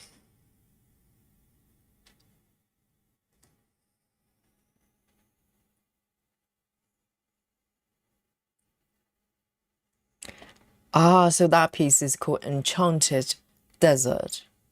Yes, it's really beautiful actually. So is that the one that's got like a river thing? I think that's one. That's a river. That's the pattern there. All right, I'm going to pick one more color here. And it's going to be 400. 400 here. I really love this bit a lot. I'm so into these colors, and it's a nice contrast to have sort of greenish colors around it. So I am going to do it from here.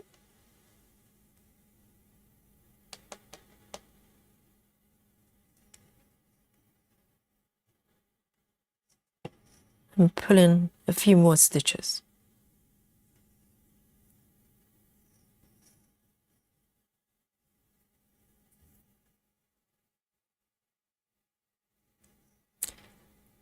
Right, Rachel. So that's the one with kind of, quite a lot of colors, and it's a river. Yes, I remember seeing that one.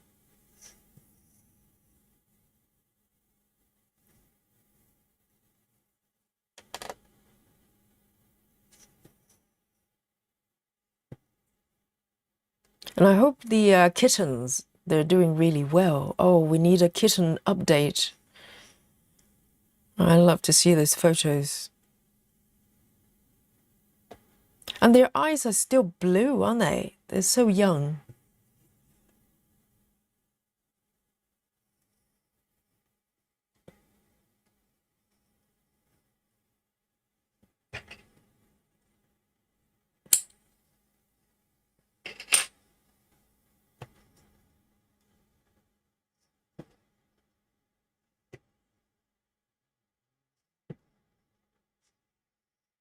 And I'm going to do just a few more stitches here.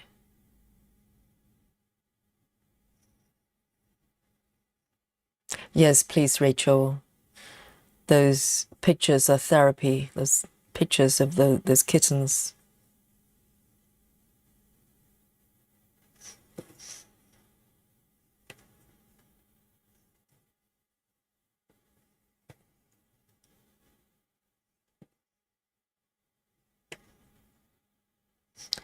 And then 4 more stitches. Actually, 5 more stitches.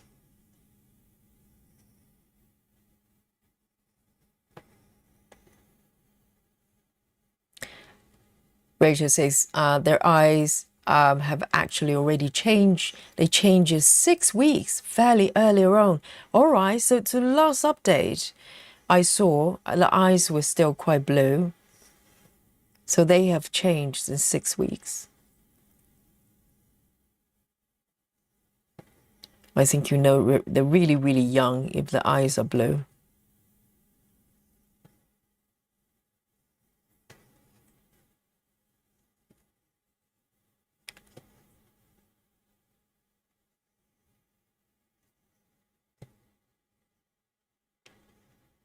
So Rachel's question, Michelle's question to Rachel with the software.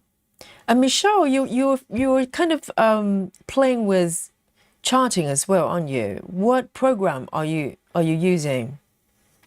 Because I'm using the Mac Stitch. I kind of did a little bit of research. Sounds like WinStitch or Mac Stitch is the same company. They're kind of industry standard, but I'm just looking into whether they're even better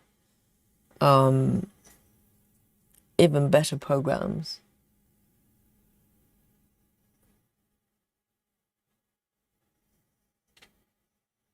All right, this is kind of my last one. Yeah, Rachel is doing using WinStitch, and I'm using Mac Stitch. But I came across the video because I was kind of browsing around to see whether there are sort of videos talking about charting programs, and I think one of the videos, somebody said WinStitch or Mac Stitch is kind of quite good. They're quite, they're being used professionally, but they can only charge up to 999 stitch. And I think according to them, Gecko Rouge might use a different program because their program is allow them to chart bigger ones. And I have no idea which one would be because I Googled around. There are only so many software being mentioned. I just saw one actually, just before the stream. It's called, I don't know if anybody is familiar with it. It's called DP Software. And I'm just looking to it. I just downloaded a demo. I have no idea whether it's any good. But I think when a Mac Stitch so far is doing pretty decent job. But I'm just looking to see if there are even better ones. Michelle says, I'm going to try Mac Stitch. I can't seem to get quality of my chart to look right. Which one are you using now? Because Mac Stitch, so far, I mean, the interface is pretty old looking. They've probably been, around the same way for a long time, but as long as it works, I don't mind. But it's pretty decent so far. Michelle is trying to chart a picture of her son. And Michelle says it looks good in Adobe Photoshop, but when I bring over to Mac Stitch, it becomes pixelated. It depends on the quality of the source photo. So I'm kind of trying out both because the output, the images I put out is 300 dpi because I work on quite high def. Just in case, you always want to go up. It's easier to go down, but you can't go up. So I work in quite large size canvas for my artwork and also output them 300 dpi. So it depends on the quality of your photo. I think photographs is even trickier. Illustration, for instance, it probably has a little bit more give. But photos, you literally have to look like the photo.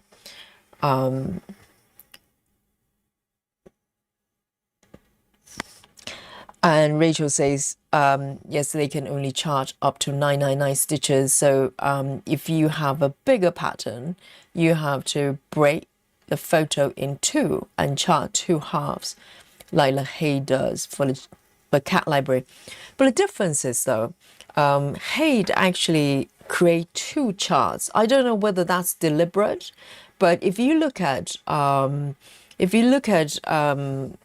Gecko Rouge chart, cropped cupboard, it's over 1,000. Let me have a look. Let me check on the dimension. It's much larger and it's in one piece. Do you think they stitch it together afterwards? Or maybe the software is allowing them?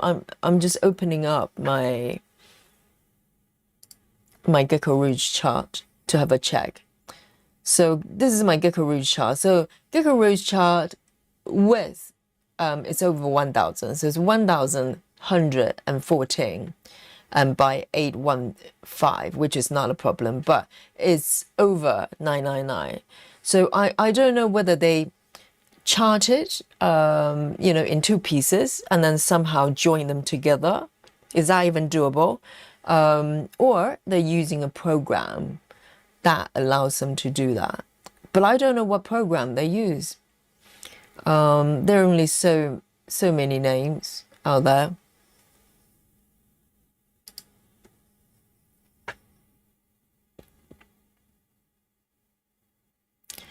Ah, Michelle, that's the problem. It's coming from an Apple girl. Michelle says he took the photo with his Sony, not his iPhone. But most phones probably have pretty decent photo quality. So it depends on the lighting as well. It's not just the pixels on the photo. If the photo itself is very sharp and the colors are balanced, the lightings are good, all the details showing through, it's probably easier to turn it into a decent chart. But if there's overexposure or whatever color balance issues, then it will probably turn in, become part of the chart as well. So without looking at the photos, it's really hard to tell. But I think photos, Rachel probably knows.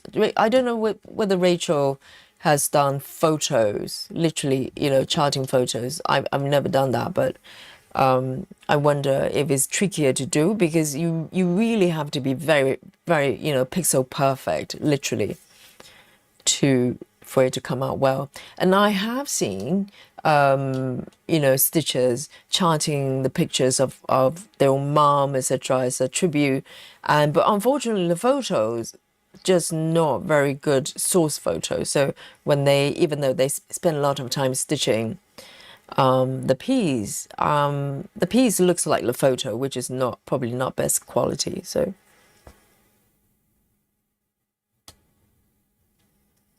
All right, let me zoom out here. And that's really nice. So, Michelle, you're going to stitch the photo of your son. So, that is dedication.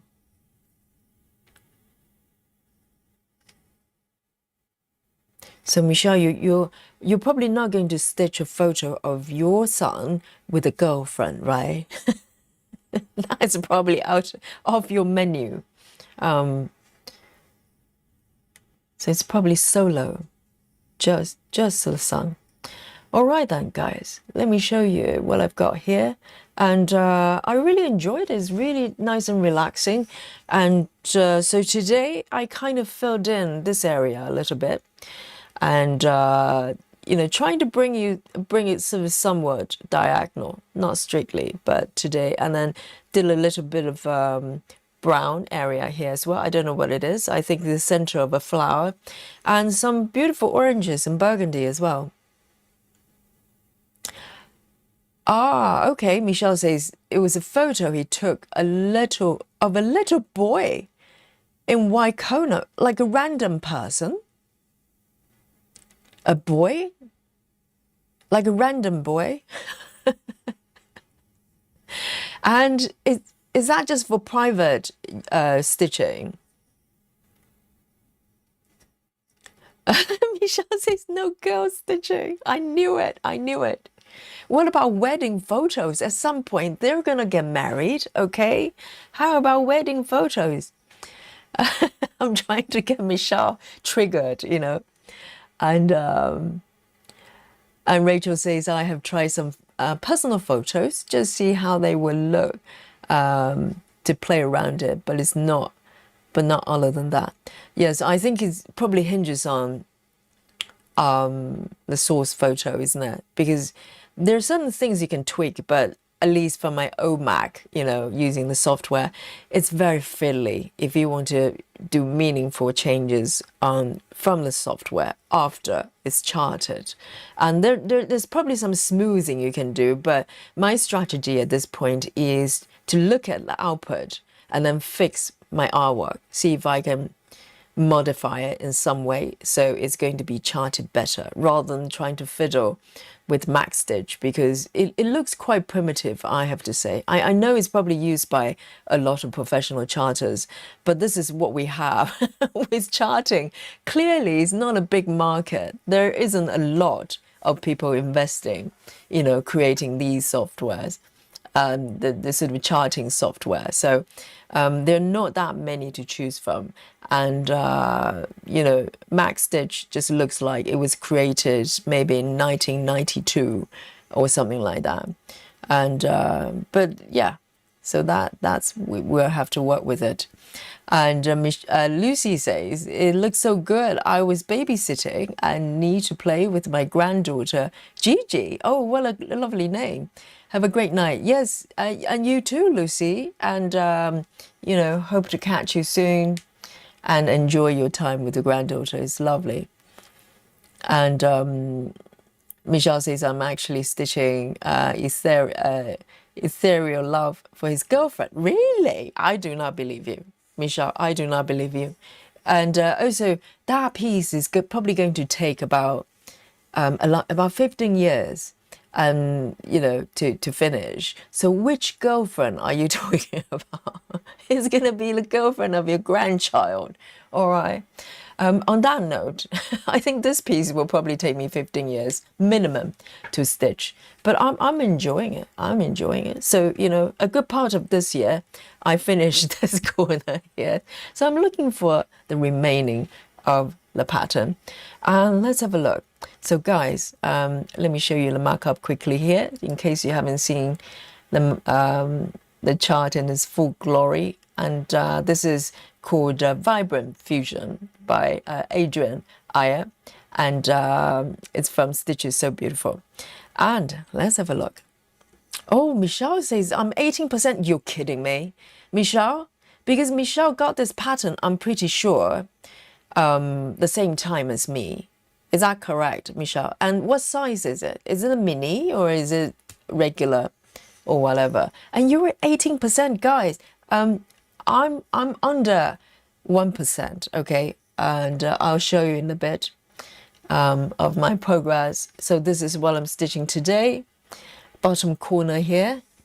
And it's a pretty large chart here. Let me just turn this crazy 5x5 gridding off. Okay, this is a large piece like this, and arm at the bottom left here. Good luck, Yogi. And oh, Michelle is doing regular. Fair enough. So regular, it's about maybe 400 stitches, something like that. And but still, 18% is really impressive. Oh, of course, I have seen your web. Yes, of course, yes. Michelle has posted. I posted the webs on our Facebook group. I remember seeing it, a lot of white stitches, and that is so hard to stitch. So well done to you. And so Michelle has been stitching it every day. And so I'm going to show you the stitch count. Okay, today I have no idea. I'm thinking, oh, let me have a guess of my own stitch number of stitches. I would say 210. How's that? I'll be slightly upset if it's a little bit lower. And so I'm going to count down to 3, 2, and 1. Oh, I'm actually doing a little bit better than my estimation. It's 272. I guess 210 or 220. Not bad at all. It's nearly 300, isn't it? If you round it up. And so let's have a look. And I'm currently 0.63%. So very, very pleased. And so this is what I've done today. And I hope you enjoy your session as well. And this is a relaxing Thursday night. And it's officially Friday already, past midnight in a sleepy London town, and I'm going to sign off and take a nap, hopefully, and hopefully I'll see you tomorrow. So Friday we're coming back for another round of stitching, and I have no idea what I'm going to be stitching yet, but you will find out, and I will find out as well. And so on that note, night night everyone. I hope you enjoy the rest of the evening or afternoon, wherever you are, or maybe morning. And I will see you tomorrow. Love you. Bye bye.